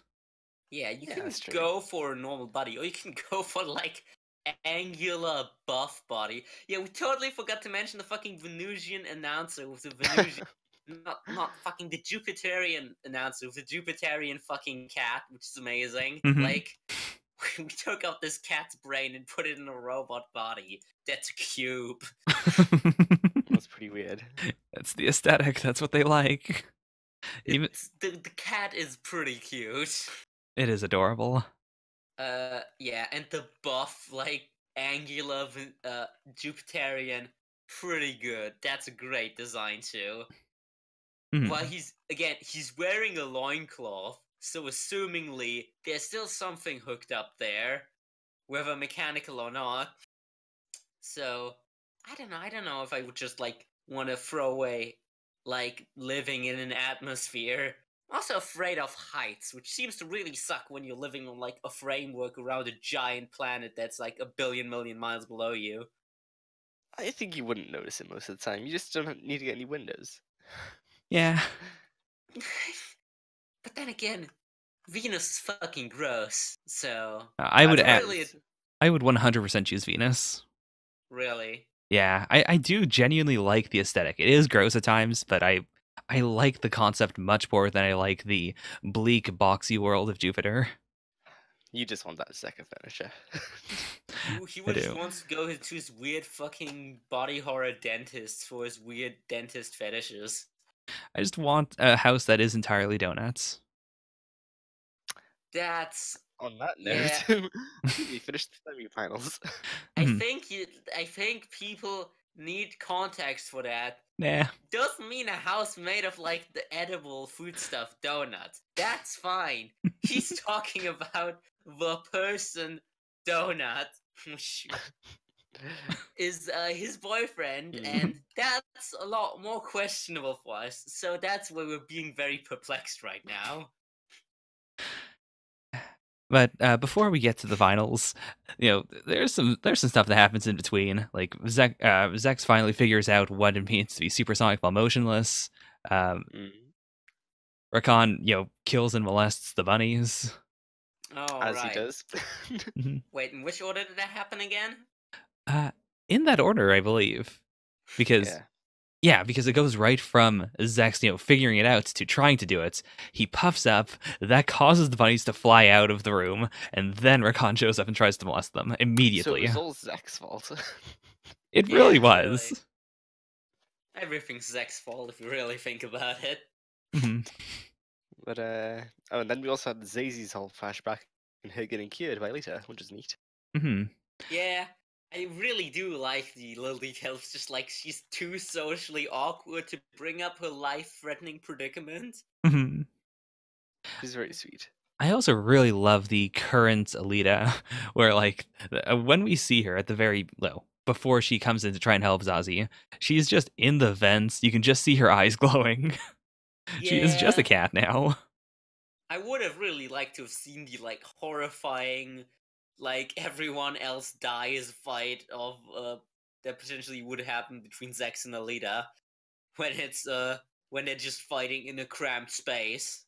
Yeah. That would actually be a really cool thing. I'd like to see more of some of the super powerful cyborgs fighting in an extremely confined space, because that seems like a more interesting setting now that everyone's just throwing each other 100 miles with each punch. The problem is that there just aren't very many enclosed spaces that can handle these cyborgs. Any enclosed space is going to become a wide one. Yeah, that's that. This is the dragon. This is what I like to call one of the Dragon Ball Z problems, where it's just exactly what you said. At a certain power level, any sort of battlefield eventually becomes a flat desert if the fight keeps going on long enough. That sadly removes always a bit of the tactical layer, because cover and other objects usually don't matter at that point anymore. Hiding from people when everyone can just annihilate the area around them to the point where there's nothing left. So we go into Zazie's flashback with Frau X, and if either of you have read Mars Chronicle, please no spoilers. Okay. So Frau X is of course Alita from the future. Oh no, I knew it. Absolutely. Just to clarify, have you read Mars Chronicle, Saku? Maybe. You gotta tell us. Maybe. Yes, I have. Okay. The only one of us that hasn't read it is Thermite. Yes, I've been holding off entirely because we hadn't finished this recording. Okay. Yes. I hope you didn't notice the extremely subtle cut in the middle of this recording. It's definitely been just we just took a couple of hours off, you know? It's a different year. No, It's a different year. no, shut up. Just took a couple of minutes off, grabbed some drinks, changed our names. We definitely remember everything we said in the first half of this podcast and aren't repeating ourselves. But as far as I recall, Frau X does not come up again in Last Order, so I have to imagine it's something that will be followed up on in Mars Chronicle. Probably. I don't know. It's I guess I do, but I do kind of wish that we hadn't had other Panzerkünstlers up until this point, Alita's old trainer and whatnot, because... And that weird gorilla guy. Yeah. I feel like this would have been a much bigger reveal, because, Panzerkunst is a lost art. It is pretty weird. It would be more impactful. That fucking Ito knew about it, though. Yeah, it'd be more impactful if it was like, oh, there's one other person in the entire franchise who knows about it, and she appears in this brief flashback, as opposed to, well, there's actually a bunch of other people, but we just don't talk Well, about them. no other person knows about this. I already told you, it's Alita from the future. Of course. Uh-huh. Yeah, it was a very neat flashback. Good. I think it's probably the first time we have like a proper extended flashback on Mars, as opposed to just Alita glimpsing at it. Yeah, Mars sure looks like a city in the future in a desert. Well, you know what I mean. Yeah, it's really splitting the difference between Earth and, I guess, Jupiter, kind of, because it's sort of boxy. It's that episode of Futurama, like, yeah, if you really think about it, the moon is exciting because we can't go there, and same with Mars, but it is just mostly desert. That is true. It's kind of boring. Yeah. But I mean, Earth at this point is also mostly desert, so... Fair. How did the attack that Frau X used on Zazie even make sense? She like created vibrations inside of a skull that would echo like infinitely and then blow up anything that touched her. And that would eventually hone in and make her head explode. Of course. And that had a secret message coded into the vibration. kind of stretching the disbelief. It is kind of stretching the believability of what Panzerkunst can do, yes. It can do anything with vibrations. It's edging into the territory of Hokuto Shinken from Fist of the North Star. It was definitely. I feel like there might have been a purposeful reference, considering it's literally like, this will make your head explode in like 50 days. Oh, totally, yeah. I would not be surprised if in the future Alita punches the ground and uses her vibrations to make an earthquake. It sounds like something a Panzerkunst user could do. Oh, that actually seems incredibly normal. Alita, just immediately explodes from the vibrations that are constantly in her. And before they just hear "Yo mom gay" in their head as a secret coded message. That's a good point. You'd think the Panzerkunst user would be able to make the vibrations go on themselves without killing themselves. True. Yeah, because, being able to just blow up anything you touch is a pretty useful thing, especially if you can do it without, like, the incredible martial arts technique of throwing bombs at people. No, not throwing bombs, having tiny bombs in your hands that you just explode when you touch people. Well, we'll just have to see if Alita will eventually get to the point where she can use Panzerkunst to make someone go home, build a house, apologize to everyone they've ever wronged, and they explode. Yep. That feels like it's a reference to something, but I don't know what. It's also a Fist of the North Star reference. Did that actually happen? That happened. We cannot fight. What? Hokuto Shinken is a wild martial arts.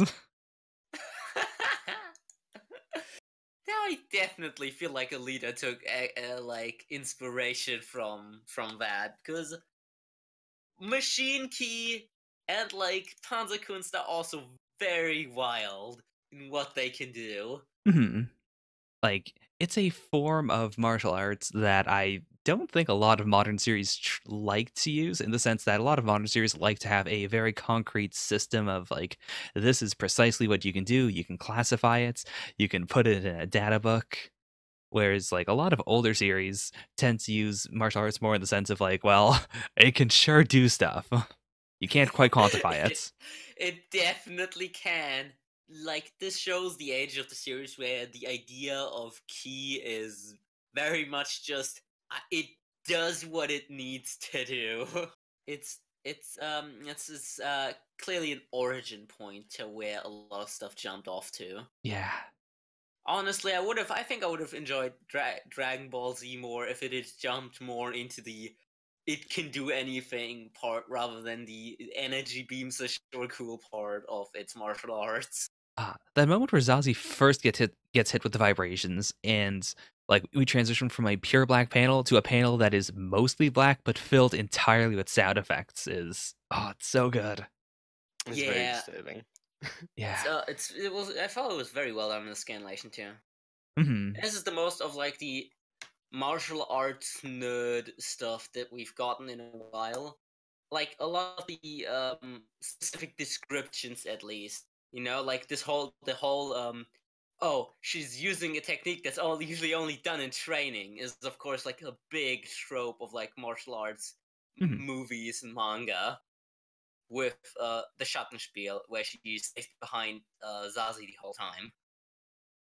And I guess coming back to where we wrap this up, Zechs tries to fix her, and Alita's like, "Nah, please don't explode, Zazie. I'm gonna do this." I do appreciate that Zechs wanted to give it a shot, and I also appreciate that it doesn't make a whole lot of sense to have the amnesiac do it, but I'm glad that Alita was able to pull it off. It feels so weird. Like, would you ever have expected at the beginning of Last Order for eventually Zechs to give Alita a talk about like the importance of teamwork? The character growth in Last Order is absolutely incredible. I honestly though, that is one of my favorite moments of Zechs yelling at Alita that she never needed anybody, and it really shows that Zechs actually comes to rely on his teammates Mhm. for the ZOTT. It isn't just as super edgy as Alita is being at the moment. To the finals. Yay! Oh boy. This ZOTT tournament really is long. This is sure an entire fucking manga that's just a tournament that's about twice as long as original Alita. At least a lot of stuff happens in and outside of the tournament. Oh yeah. Like we're kind of skimming over the rest, but I do love the moment where um Arthur's or yeah, like Melchizedek is finally talking about the karmic tornado that is Alita and the greater karmic tornado that is, the ZOTT and how insane it is. Like, don't mess with it. Come on. Let Yeah, it be. that conversation from Mbadi was really good. Just be cool, Mbadi. Just be cool. Mbadi, shut up. Sit down. Can you do something for me? Can you be cool for the end of this tournament? Hey, No, he buddy, was shut cool up. for most of it. Be cool. You did decide, oh, I'll just sit here then see what happens, and then he was pushed to the edge later on. Then he ended up pressing the big fuck everything button. Yeah, I mean, I honestly do think that Alita was the one who made everything go wrong in that moment because, like, Embody does feel like he has been convinced. Like, yep, I'm not going to mess with it. I'm not going to use the Sword of Damocles. And then, right as Arthur's done talking to him, Alita shows up from her dreams and punches him in the face for no reason. Yeah, also, this is just a thing now. She can appear in other people's dreams and then physically hurt them by beating up their spirit. I think that's because of a connection with Melchizedek. She's got the entire programming access available to her. Yes, Yeah. but Umbadi is not a cyborg, so how does that work? I mean, He How does has he even... he has connections, so he's got the 3 biochips in his brain. yeah, I guess. he has, I guess super hacking some powers. some of that good old lover's logic where feeling pain actually hurts your body. Yeah, it doesn't make sense how he's got bruises on his face in the morning, but it just does. It's at this point it becomes a bit hard when you have like a lot of the comedy effects that you need to kind of disregard. Filter for what's supposed to actually be happening.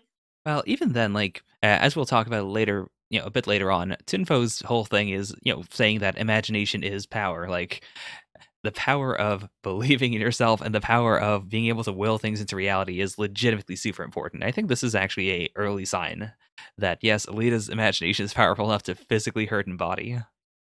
Sure. Yeah. Yes, the finals. Mhm. Basically just 3 battles going on at the same time. Yeah, with some really fucking sweet transitions. Oh my gosh, yes. I mean, And lots of When they amazing shot that choreography. bullet and it got crushed by like the punches from Zekka and Zechs, that was real fucking cool. enormous props to Zazie for being able to do stuff here. Like, I keep on saying it, but it doesn't stop being true. Even though she was, fighting Rakan, at the same time, that's incredibly powerful. I can't believe she was able to hold her own. Yeah, he's like a proper cyborg martial arts man. Hmm. Like, he is absolutely bonkers, but at the same time, like, as long as you're not surrounding him with boobs, he is incredibly dangerous. Like, I mean, you cannot get away from the fact that his fucking fingers tipped with like uranium. Like that's like even being near him is liable to kill you. Hmm. So that was pretty crazy. It's pretty crazy that like Zechs basically got like the lead fight Like, Zekka was definitely the other strongest person there, and he got that fight, while Alita got just tussled with Toji. Yeah, like the Alita Toji fight is not a big climactic fight. It is more or less just her playing around with Toji for a while. Whereas Zechs versus Zekka is the headliner fight. Like if there was a poster, it would be like Zechs and Zekka, like big, like Civil War style, staring at each other, and the rest just off in the corners. Yeah, like before the final fight, actually, we do get a flash of the scrapyard and everyone betting on them. I feel like the people betting on Alita probably should not have had incredible odds just because it was so stacked.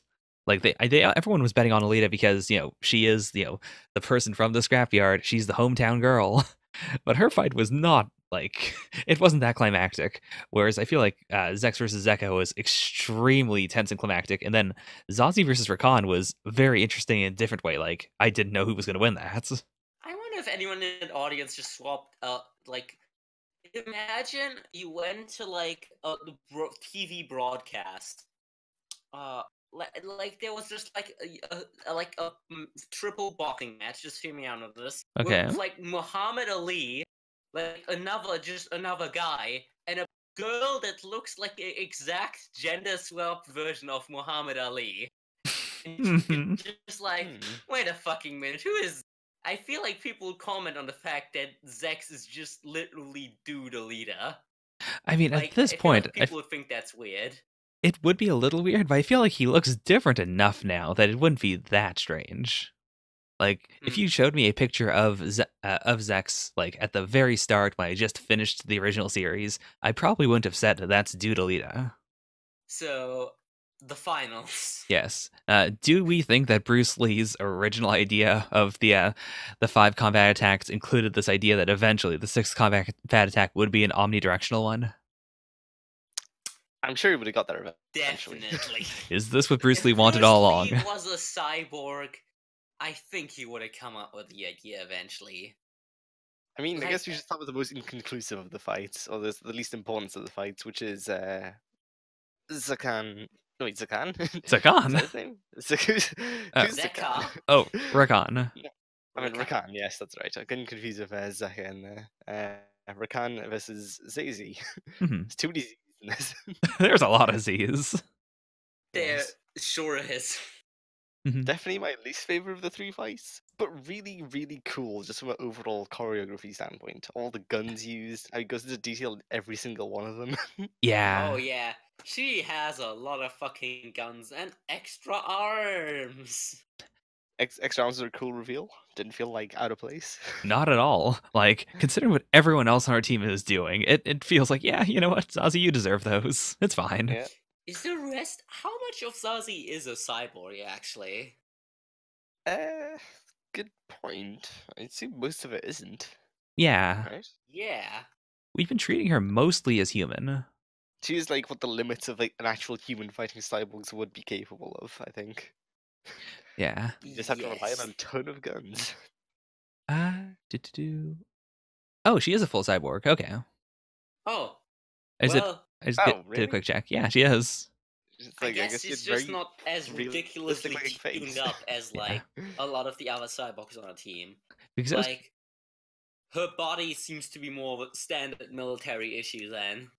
Yeah, like I was gonna say, she seems way more powerful than Figure 4, but like Figure is definitely the limits of a completely modified human fighting cyborgs. And Figure would have gotten wrecked against any team in the ZOTT. Yeah, I love him, but he was not meant to be in the ZOTT. The problem is Figure would just immediately lose to Man with Gun. Sadly, yes. Pour one out for Figure. But yeah, the Zazie Rakan fight is really fun. I liked finally, learning more about Rakan. He was obviously my least favorite member of the Space Karate Forces, but after this fight, I liked him. Yeah, he did feel at times like he was there solely to provide a third person for their team. But he was good. He definitely had a memorable end too. If you could have chosen any of the other random people in the crowd of karate people to be there instead of Rakan, who would you have picked? Do you Hmm. remember any of them? None of them really stood out to me. Not really. I remember they were throwing around loads and loads of different made-up karate names. I'm pretty sure like one was like Vampire Cyborg Karate. Didn't make any sense. And like I do like Rakan as a character. Like I wouldn't have wanted his death to be replaced with Tarabaz, for instance. Oh yeah. That also would have taught Toji completely the wrong thing. I assume that if Rakan had passed on his knowledge to Toji, he would have gone Oh, insane no. and then stripped all of his clothing off. Oh yeah, the final attack would have looked a lot different and used an entirely different kind of leg. No. Oh, not what that mental image is. Thank you. Do you think Toji has an extremely square dick? God, I'm sure it's like a cube. Just Is it just like a totem pole? Yes. modified by adding another layer on the totem pole. If that got exposed during the ZOTT, all of Jupiter would be in awe. It's so perfectly cube-like. It's actually the real Gargantua. Wow, maybe we really meant it when you said you get sidetracked. This is the true power of Rakan. Yes. Oh I think we god. should save the Alita Toji fight for last, since that's what leads on to the next section. So let's talk about Zekka and Sechs. Mhm. Yeah, pretty fucking awesome. Oh my god. All the stuff with the tuned up Titan blade, it looks really cool. Oh, It's yeah. got jet engines on it. That's always neat. How can you not like that? Extendo punches and extendo kicks that they were throwing out were really Yes, cool. Mhm. yeah, Zechs Strawhead Luffying all over the place. I do And Blowing up also like a big Zekka. inflatable balloon. Yeah. I appreciate that as wild as this fight is, it also does feel like a culmination of everything we've seen, Zekka do in the past, combined with everything that Zechs has learned over the course of the tournaments. Oh yeah, it's Yeah. definitely the culmination of everything that we've seen between the two of them. Yeah. It's also very cool when it's like, oh, wait, fuck, was this fight when he's just like, oh, you survived my auto brawl mode. I guess I'll actually fight you now. Oh. He does stuff like that a couple of times. Which feels very much like Zekka feels a lot like a villain you'd fight in like a character action game, like in Bayonetta or like Devil May Cry. He Yeah. feels like the cool guy that shows up halfway through and has your exact mirror of a moveset and is like, oh, wow, you kicked the ass of all the other bosses. I guess I can fight you at half power now. Like he is kind of like a Jetstream Sam to Zechs' Raiden. But yeah, I guess the only new crazy thing that he pulls out is the Dragon Slaying Bone Crusher, which even then, that was very heavily foreshadowed. Yeah, yeah. extremely. And he Zechs also gets like the pep talk about how to deal with it, and it's like, okay, you just need to enter the Konami code in like a second on each of his like little dots to get his control rods out. That feels like the most character actiony thing in the whole tournament, and the whole tournament does feel like it could be an insane Metal Gear Rising 2. Yeah, there would have to be a lot more filler fights though. But yeah, they fight a bit more. The Dragon Slaying Bone Crusher totally fucking wrecks Zechs. Yeah, Zechs finally finds out how to be supersonic while standing still. Super impressed that Thermite figured it out, because I totally didn't. I 100% thought that was some weird philosophical thing, but no, it was 100% literal. I do appreciate the utter balls on Zechs to be like, all right, the only way I can do this, I can't make my liquid move fast enough. I gotta take a lethal blow. That feels so Yeah. martial artsy. Yeah, if it And didn't, I also it would have just exploded. yeah, it's really cool that because Zekka earlier had shown that he can like squash like a bottle so fast that it doesn't break, but instead just deforms, Mhm. and it basically melts it.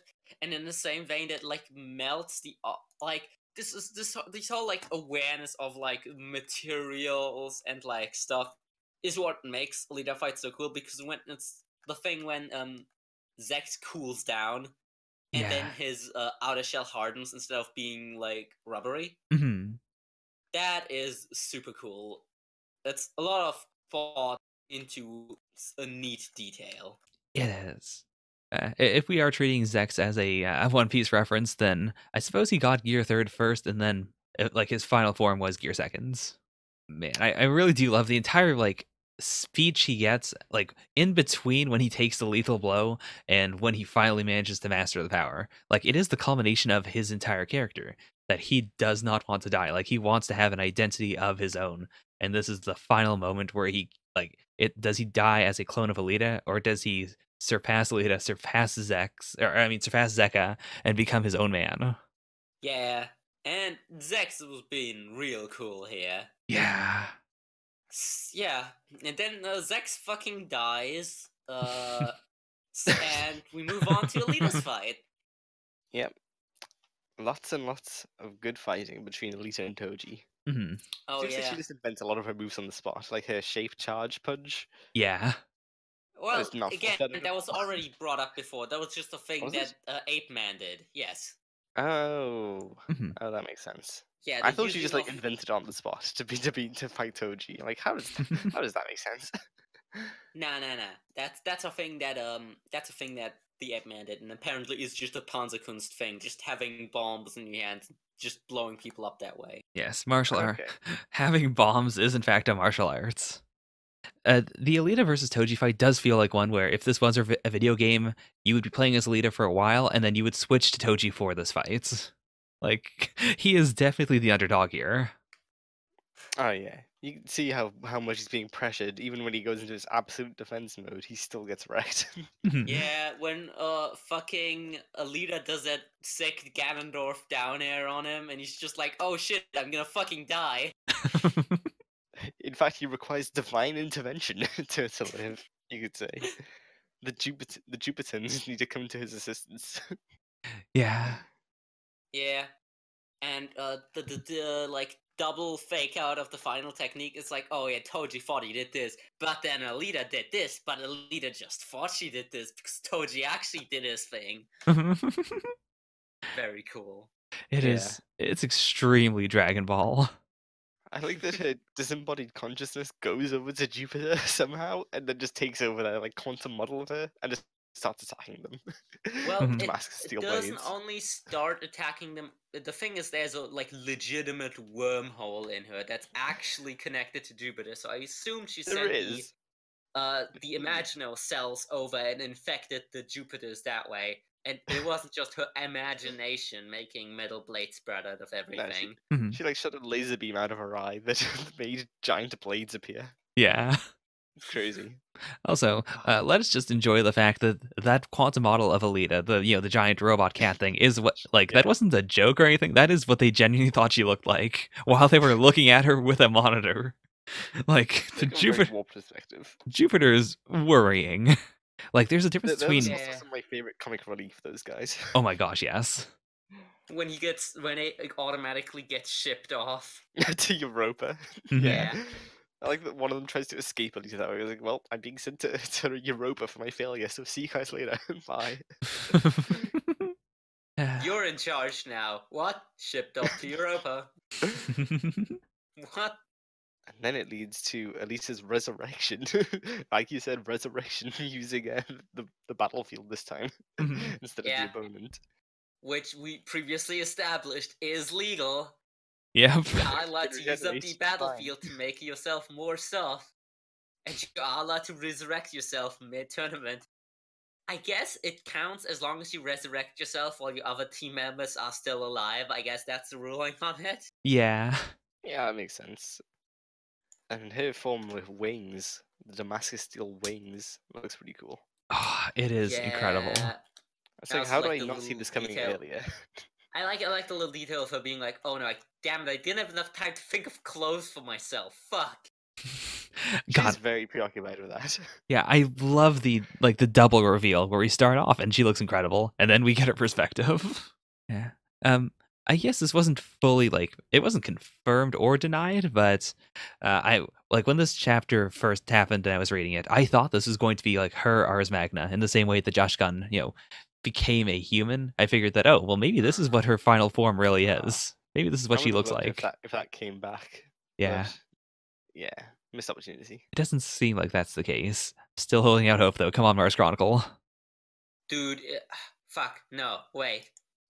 This is gonna sound really stupid of me. But okay, no. I remember now. I'm not gonna even say it. Hmm? Okay. Good that you brought that up then. Good content. I was sorry. I know it's gonna bother viewers, so I was about to ask, did Jashigan die? But Yeah. Kind of. Yeah. yeah. So Like no, he just froze himself into a statue and he's just living in that. He was just So- hiding. but it would be awesome to see like Jashigan's master actually do something again. You know, the old crazy coot was like, you need to kill your sister, Jashigan, it's the only way. Yeah. Oh, I forgot about that. Yeah, sure did. And yeah, because that would be cool, because all the machine key stuff was like its entire separate thing, like his whole martial arts and his whole thing of the Ars Magna. I want to see someone else do that shit. That's awesome. Hmm. Yeah. So I do appreciate that the Space Angels, like, once Alita dies, at this point they're like, you know what, it's fine. Like, let's not worry about it. She'll come back. yeah, it's nice how much they didn't even worry about that. Yeah. yeah. I'm not sure if that's misapplied trust or not, because, like, I mean, it did happen, but at the same time, like, this isn't a world with Dragon Balls or anything. They just kind of had to assume, like, yes, she's been atomized, but she'll come back. We won't worry about it. Yeah, the only person they need to be less worried about is like Nova. That's like, oh, he's been atomized. Well, fuck, he's gonna come back now. So I guess it's her fighting what appears to be a very subdued Toji. Hmm. He's much more effective than he was earlier. Yeah. I like that you called as well that this was Tunpo possessing him. Even though Tunpo didn't like physically show up until after this bit of the fight, you're like, oh, it must be Tunpo taking control of him again. Well, I mean, they did foreshadow that before. They did, yeah. Yeah. I figured, like, if we're gonna do it, I guess it makes sense here. Yeah, totes. And Tunpo, of course, is also cool. I guess.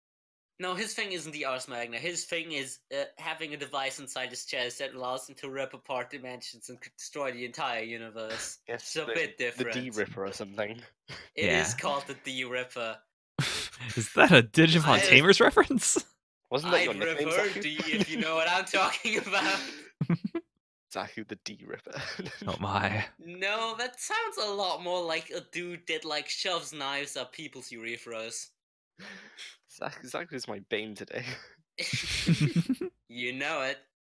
All right. Well, just as you summed up the Zechs versus Zekka fight with, and then Zechs loses, I guess we can just sum this up as then Tunpo gives no. up. Tunpo gives up. Tunpo actually lost fair and square, didn't he? He gave the ultimatum to Alita that if she landed a single hit on him, that he would give up. I mean, he didn't even get to finish the sentence. Yeah. True. That is like Alita cheating a little bit. Yeah. Yeah, Alita's not the nicest person at this point of the story. I mean, she was fully prepared to kill Toji in that battle. She's like, "Why don't you just die beneath my feet?" Yeah, she basically called Toji a dumb bitch who couldn't fight for shit. Was like swagging on him all over, like, bitch, I'm gonna fucking kill you, stupid idiot. She was Yeah, a 10-year-old he on did. Xbox Live. She basically was, but also like 10-year-old that's actually infuriatingly good. Yeah. Oh yeah. This entire situation with Tunpo is very, very spiritual. Like, it's a good, like, we are just talking about martial arts series in the past and how they would make things a little less, a little more vague than they do now. And I think this is the epitome of vague, because It's very zen. yes, as Alita said, it's very zen. You don't need to force yourself. Like, Tunpo isn't a spirit. He is physically there, but he physically moved into a different dimension at some point and then was spiritually attached to Zekka, who then moved himself to Toji. Well, he physically separated his spirit from his physical body because something of Tunpo was still left there. So I assume his Yeah. body is like I assume all. he just recreated his body when he appeared. Yeah. You know what? He's there. It just works. Come on, it's Tunpo. He can do it. Whatever. Mhm. It does seem like very out of left field for a moment, where he like phases into existence through Toji's head and just catches the blade. That's Yeah. very, very weird. Mhm. Yeah. It's a very nice appearance, though. Yeah. Yeah. And like, I was very conflicted about whether we would get this final thing of the dragon slaying technique versus the tiger killing fist, but I'm really glad we did. Well, first we get the real dragon was capitalism all along. Yeah, so why didn't you turn your martial arts against inequality, Zekka? I was very into that. Which their master, which I still insist, like basically made them throw him off a cliff. Didn't No, seem you're wrong, like. Zekka. No, you guys are wrong. Shut the fuck up. I didn't seem to me like the type of guy who would be like the real dragon was capitalism all along. I feel like Zekka got more of the accurate idea of what he wanted them to learn, but it's very cool nonetheless that they both got a very different idea of what like their techniques were supposed to be. Yeah. Yeah. Like, their It's weird techniques how are. they're opposite they are. Yeah, like their master told them to come up with these techniques, but the real, like, it was like a Zen cone. It was really just a search of what they really were like themselves. Yeah, like Yeah. Zekka's is absolute destruction, like the most destructive feat we've seen in the entire series, and Tunpo's is, the absolute void. Nothing, nothing is there at Yeah, all. a literal empty hand, which is of course like what karate means. Mhm. I love that moment where he's like, I went for the exact opposite approach. I went for the.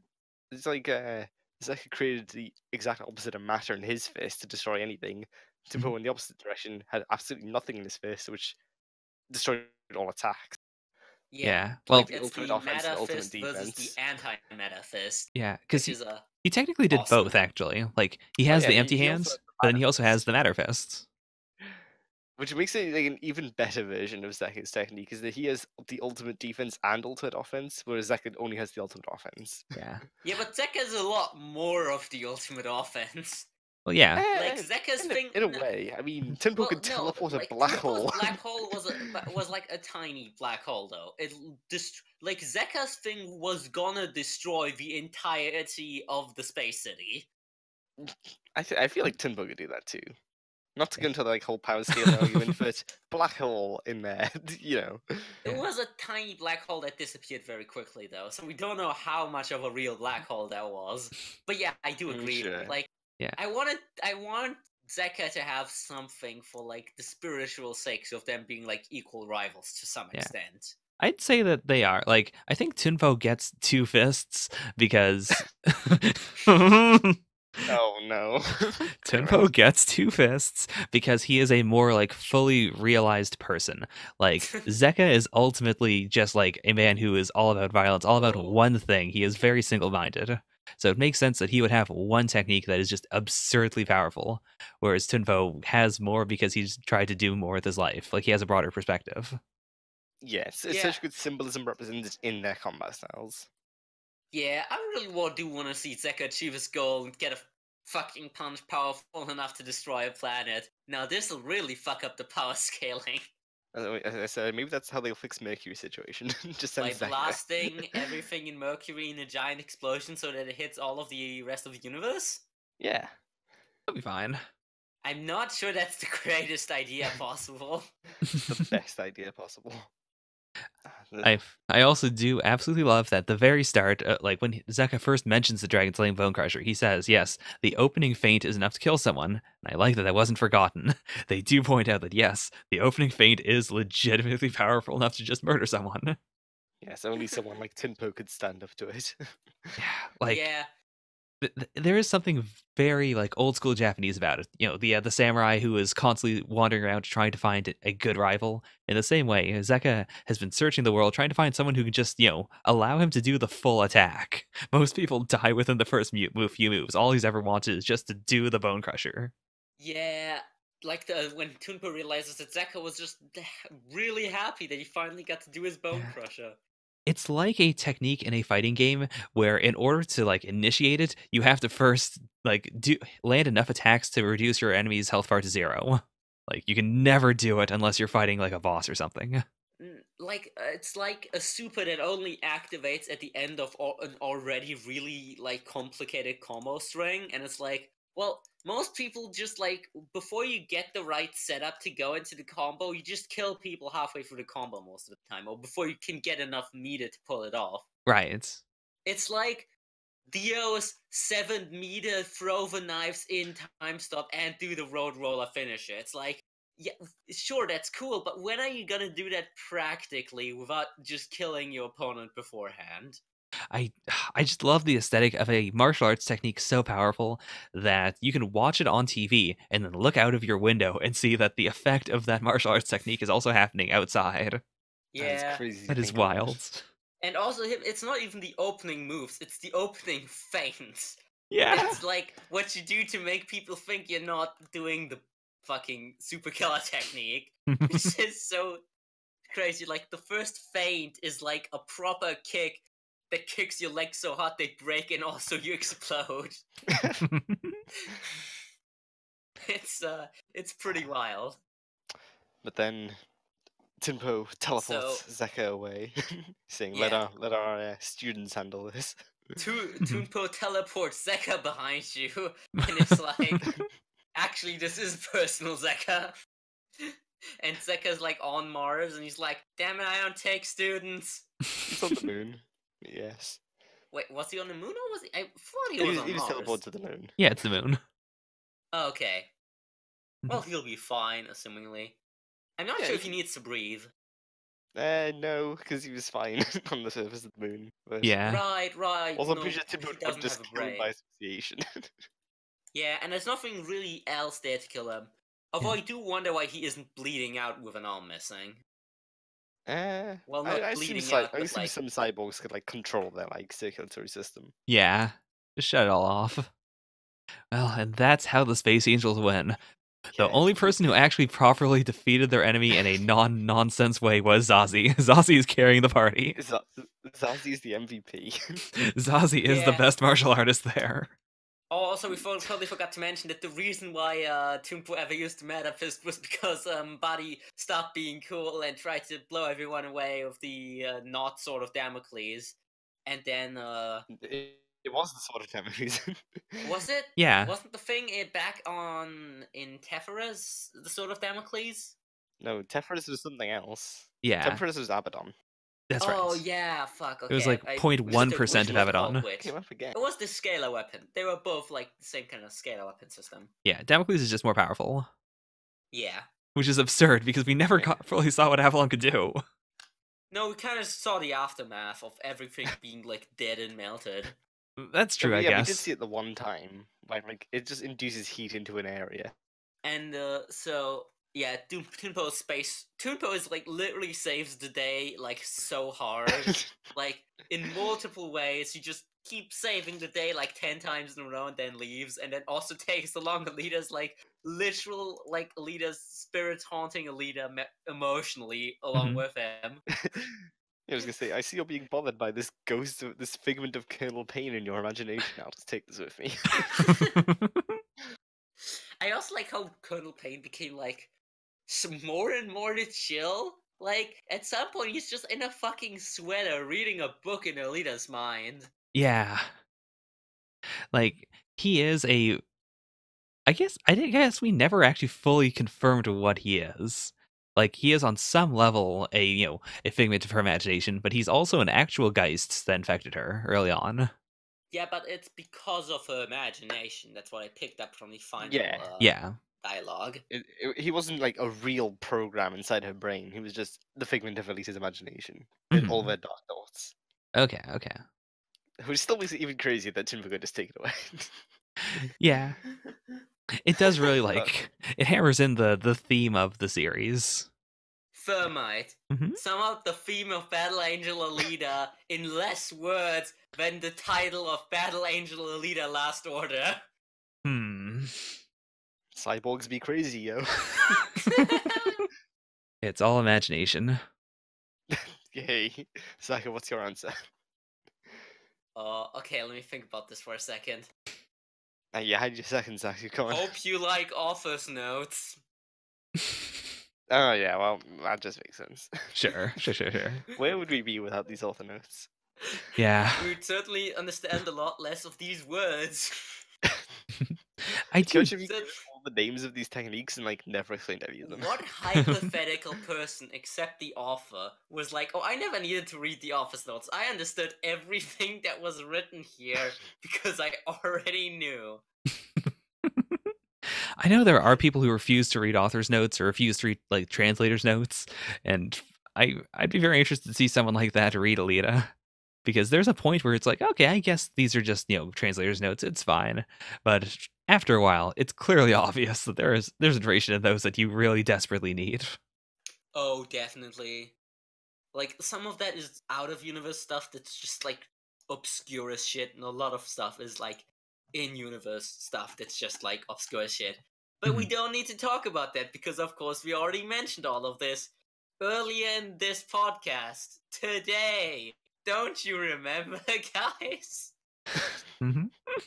Yeah, so where do we go from here? Well, body flips out. Yep. Oh, is this where we get to this punch will not hit me? No, that's ages ago, Zaku. Really? Yeah, that was a long time ago. I thought I remembered. Oh, Zaku. Blame yourself for skipping forward constantly. I'm awful. How embarrassing.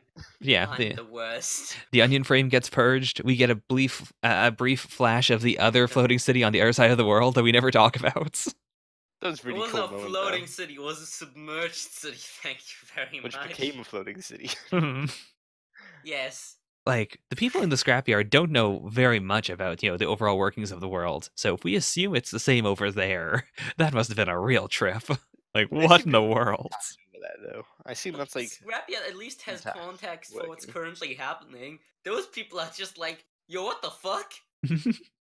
Yeah, there's so many nooks and crannies of this universe that remain entirely unexplored. Like, this surface is back to being habitable at this point in the story, so assumingly there's a bunch of, like, people living all over Earth, even if it's in small settlements at this point. Yep. So, but yeah. Tunpo continues to save the day by taking all of the Sword of Damocles with his Void Fist, backed by Alita. Yeah. It's pretty cool of him, and pretty cool of her to, like, help out in this final moment. Yeah. It was it was neat to see Tiphares and the scrapyard once more, because like it's difficult to remember sometimes that also the scrapyard is there. I mean, they literally just got pay-per-view of this tournament without any real context of like, Some point you should just show someone just the tournament in Battle Angel Alita Last Order after they've read like one volume of original Alita and tell them what the fuck is currently happening in this. The tip of Tiphares does touch the scrap of the scrapyard, which I thought was going to be more metaphorical. Like, I thought it was going to lead to something, but it kind of doesn't. It leads to something. It's a symbolic connection, and they finally symbolically putting in the tip.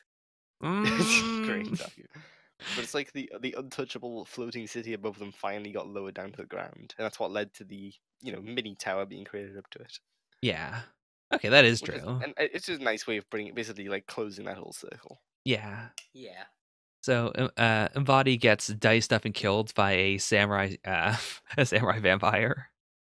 Of course. Yeah, a nice way for him to echo out. Yeah. He's basically defeated by both Tunpo and Caerula. Yeah, it was a good 1-2 punch. Alita didn't really have anything to do with him by the end. It was mostly just Tunpo and Caerula.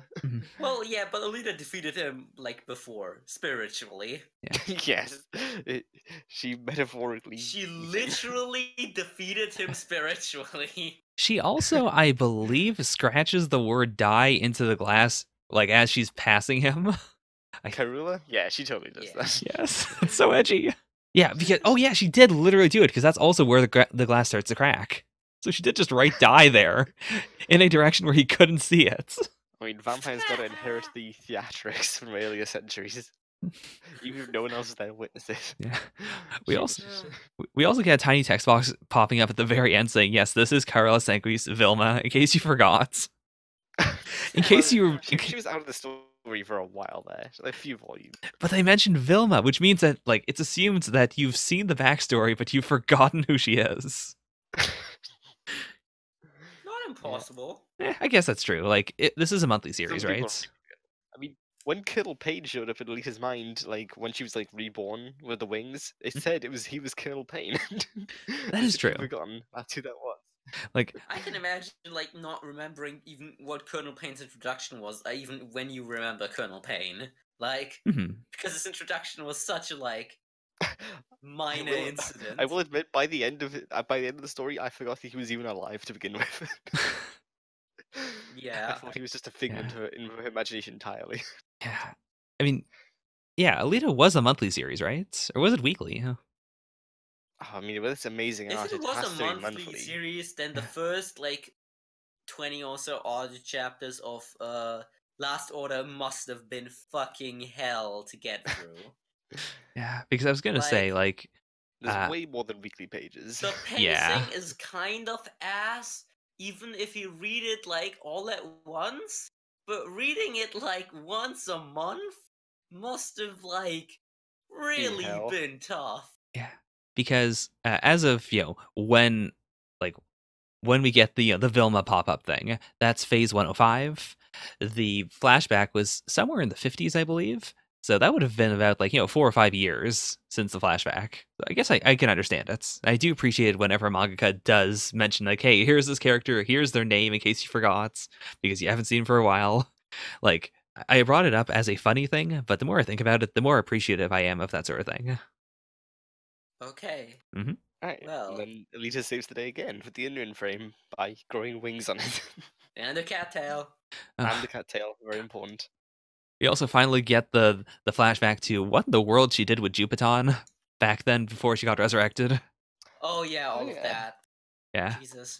So much stuff happens in this fucking manga. Yeah. This manga is very long. I do appreciate that she took like a week or so to sleep, like in between the few minutes she was gone.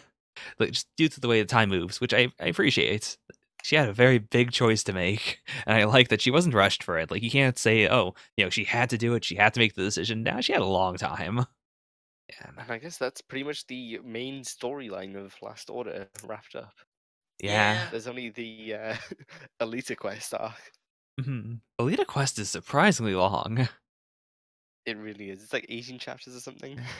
Yeah, and honestly, I mean, like, this is Maybe like the like our part, favorite moments of Alita Quest. I think I skimmed through a lot of Alita Quest on the reread. I don't hate it. It's just like, I get it. It's cool, but like, it's not the most. You're kind of already in the wind down from the climax of the entire story, and then you're just like, oh, and also these other characters were doing a thing. Mm-hmm. I feel like it's very necessary though to wrap the story up. Yeah. Especially like so many loose arcs like Edo and Figure 4. Like especially when we got the flashes of Tiphares during the tournament, I was very worried that was going to be like enough, quote unquote. Like okay, that's the amount of the scrapyard that you get for this entire series. That's what you get. Like I appreciate that Alita Quest is a way to look at all the other characters in the series. Be happy with your scrapyard. Yeah. Like, I'm glad we got to see Figure finally after so long. Remember when he was dating Alita? Remember how he's still dating Alita throughout the entire series? Remember when just never Alita talk? was going up the elevator like, Figure, I'll return to you right after I get Lou. Remember that we were doing all of this to get Lou's brain? Yeah, it's crazy. Yeah, like I wish there was a better way to tie Alita directly to like the events on the grounds. I really wish they would have wrapped up the whole Lou arc like before the start of the ZOTT. Even though that's the reason why they went into the ZOTT. Yeah, like I would have preferred if it was like in the middle of the ZOTT. No, I feel like this manga I would have preferred it was more clearly separated arcs that also do setup for stuff instead of just one big arc that's all set up. And then the ZOTT. By the end of the ZOTT, they already had more reason to be in the ZOTT than just to get Lou's brain. Yeah, I can appreciate that. I kind of wish that Alita had a cell phone. It would be so useful. Yeah. Just call up Figure 4 and just like, hey, what's up? Yeah. Oh, hey, you Yo, know, so you know how you tried to kill me that one time, but it wasn't me. It was just a copy of me. Yeah. That me is here now. She's also a boy now. It's all good. now we're team members. It's cool. In fact, she's a lot cooler than me. I hate people now. By the way, gonna send you my brain back. I'm gonna fuck off into space. I hope you're cool with that. Yeah, well, I mean, I kind of like the decision she made at the end to create, like, not like create a whole new version of her, but like let her old version be with Figure 4, Yeah. while the real her goes on to adventures in space. It was an interesting way to wrap it up by saying, well, I am going to do both. I'm going to have a peaceful life after this, but I'm also going to do crazy space shenanigans. Yeah. It Yeah. feels real weird that this Alita isn't the one that gets to be happy with Figure 4. Because it kind of feels like that was set up so there could be that weird romantic tension between her and Hacker Dude, but that also never amounted to anything ever. Like, I feel like Hacker Dude was set up to be way more major of a character than he ended up being. He I mean, was he was a pretty major important. character. Yeah. Yeah. Yeah, He was okay, even brought back at the end. He just wasn't like a romantic interest or anything. Yeah, No, I never sensed any felt like romance he for would him. be there more often. He appears so sporadically throughout the series. I can understand that. Yeah. And then Ito gets his memories back at the end, which is a weird thing to think about, considering how long he's been without his memories. Yeah. Like, I do appreciate that even like Amnesiac Ito was able to give us glimpses into his mindset. Like, I do appreciate that when everyone says, oh, you're Nova, we need to kill you for all the sins you've committed. He's like, you know what? I probably am Nova. Like, I'm not going to deny it. The evidence is pretty Which clear. Is so Ito.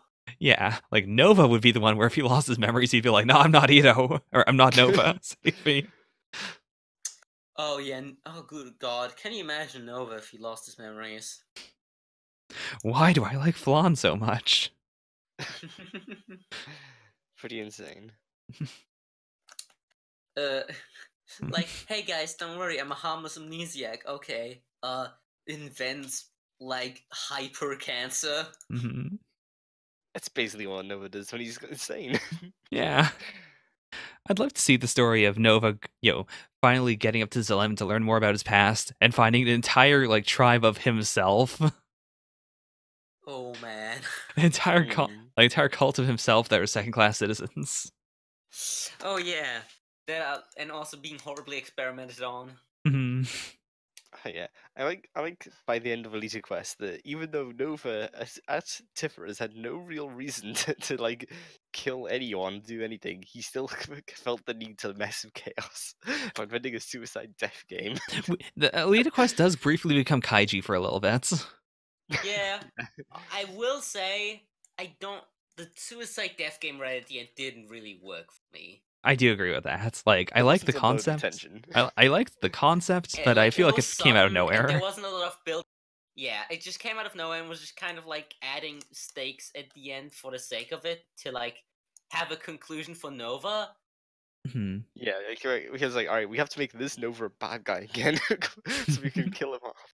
Yeah. Well, kill him off. Well, lock him in. That's a very relative term when it comes to Nova. Nova is like the closest thing to immortal anyone in this universe I think can feasibly be. Aside from Tunpo. Yeah. There is that entire, I believe we talked about this later, earlier today. There's an entire infographic that is Destinova, and it just explains which Nova is which, where are they all. Today, yes. Which isn't even 100% complete and comprehensible. That isn't quite enough to fully understand who or what Nova is at the moment. I was looking over it again, and I realized, one of Nova's brain biochips is just missing right now. No one knows where it is. That's very worrying. But yeah, the only active Nova that we're aware of is Supernova, when we covered him pretty well. Yeah. Giggling Zaku. Oh boy. Supernova. I guess since this is the wrap-up section, we should probably finish off with just any predictions from you, Thermite, for the next part. And of course, Zaku and I will not comment on them, right, Zaku? Of course not. Wink, Right. wink. Mm-hmm. No, we should agree with each of us should have a pre-agreed comment that we do on every single prediction. So Thermite can't possibly metagame it. Okay. Mine is. Ooh. All right, let's hear your predictions then for Mars Chronicle. Okay. I've from the very start, before I knew anything about Alita, I had been under the impression Mars Chronicle was a prequel. So I do think we're fine. That's going to delve into Alita and her friend, whose name I don't remember. I have checked it out so many times, and I keep on forgetting what her name is specifically. Do you want to be told what it is? Yes, please. It's Erica. Okay. I also do think that Erica is Frau X. That said, because Mars Chronicle is, it's a double entendre. It could be the event, what Alita did on Mars at the very start, and also what she's going to do on Mars at the end of Is that Last what Order. the word double entendre means? I mean, usually it's used for sexual things, but it can also just be something with a double meaning. Okay.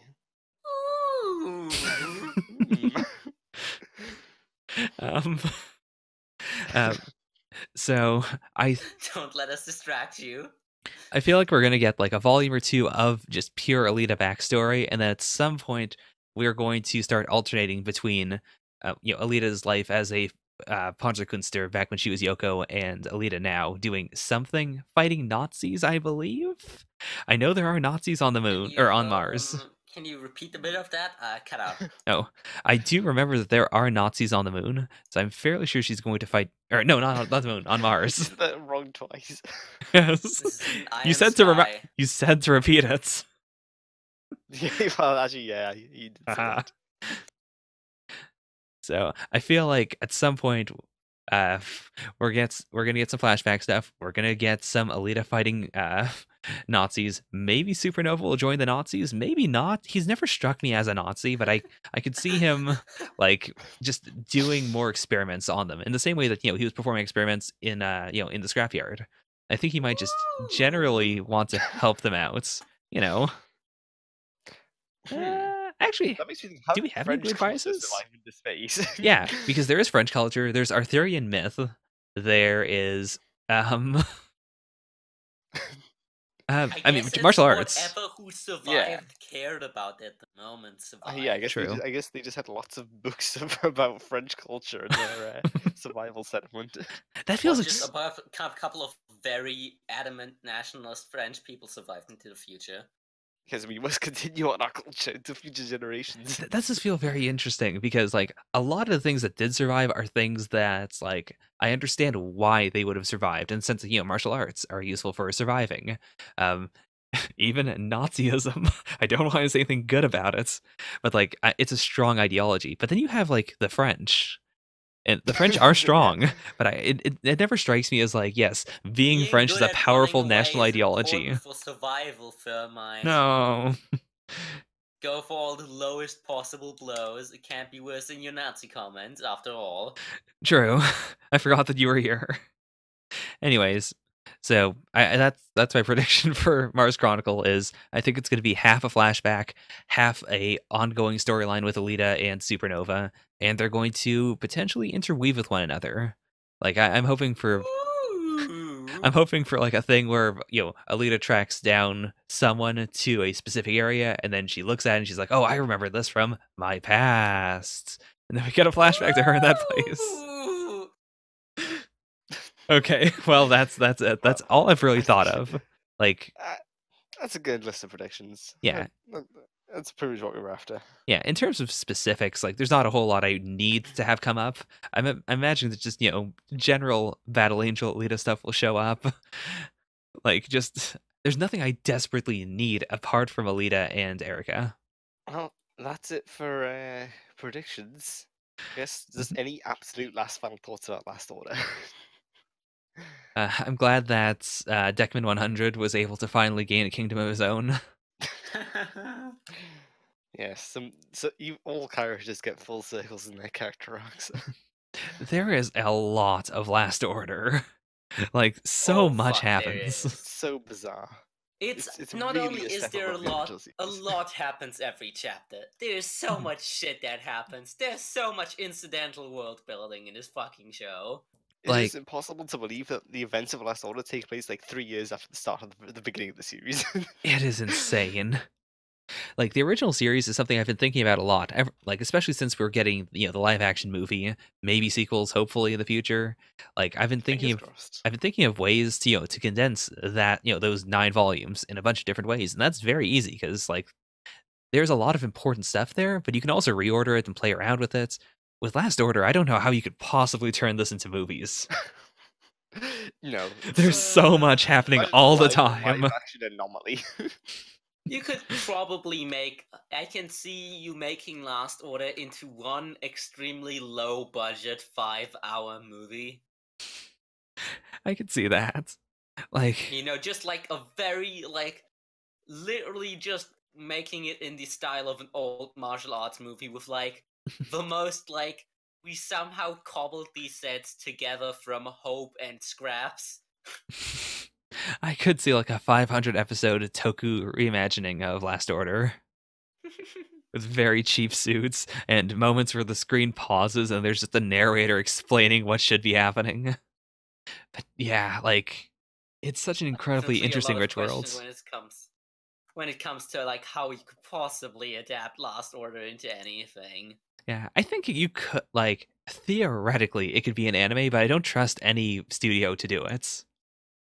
No, the level of art of Alita is pretty much unadaptable, I think. No, I wouldn't say that. I wouldn't think there's anything unadaptable. I think you can do a lot with it and still make it look good. Like, Mhm. I mean, look, it doesn't have to be perfect as long as they know what scenes to focus on. There's a lot of Alita which is just like, can you hire a good background artist? Honestly. True. Like, all of the flashes of, yeah, this is what Jupiter is like, or this is what Venus is like. I think you could do a lot of that, with still images. But you'd have to get an incredibly good studio for the fights, and also just for like character animation in general. I like the poses that happen in Alita are very, like, there's a lot being said in all of them. All the characters are incredibly expressive. Anytime someone is like caught in the middle of a pose, it feels very much like them. There's a lot of just character emanating from every image of every character. Like, even coming down to, like, Figure 4, for instance, like throughout Alita Quest, it struck me how how very Figure 4 he is all the time. He is unlike any other character. Yeah. I feel, if you notice, especially early Alita, she arches her back like fucking crazy. yeah. Or like when we finally get to see Ito once more wearing, the classic Ito guise. There's so much where I feel like if you animated it poorly, a lot of the charm of the series would disappear because the characters would feel lifeless. Like, Yeah, definitely. you need Yeah. someone with I'd a want lot of this to attention to be detail. At least a good studio. Like, I can definitely see Alita being on like a Netflix adaptation, just because of like how the licensing of that works out, and with James Cameron owning literally every single adaptation right for Alita that you can possibly own. So I feel like that'd be the first people that he might sell it to. But of course, Netflix works with anime studios to actually do that like things most of the time. I can see Madhouse adapting it. Madhouse would, of course, like be the dream. I can see Bones adapting it, Yeah. or It would just be a lot of that. whatever studio did that not robot, that like metal arm boxing anime. Megalobox? Yeah, Megalobox. I could see that studio doing it. That was, I think that was TMS. Yeah, because they have all the rights to Ashita no Joe. Right. You know, that was good. I think there's plenty of studios that could do this. I think there's also a lot of difference for a lot of studios between like productions they put their A game into and like we made the anime made this manga moving sort of adaptations. Right. Well, I just want to say, I think we've wrapped up everything we can talk about for Last Order. Yeah, we're running on fumes. Cutting point here. Well, thank you very much for the discussion. It's been a Yes. lot of fun. I hope this was relatively coherent. Your hopes are misguided, Thermite. I hope you listen to us despite being very incoherent. Most important announcements. Mars Chronicle will finally start sometime after this gets Yay. uploaded. I will Looking actually. forward to it. I'm actually looking to like release this along with the first Mars Chronicle reaction at the same time. So Oh, that'll be neat. yes, please check that out. Thank you all so much for listening to this. All right, bye for now. Bye. Bye.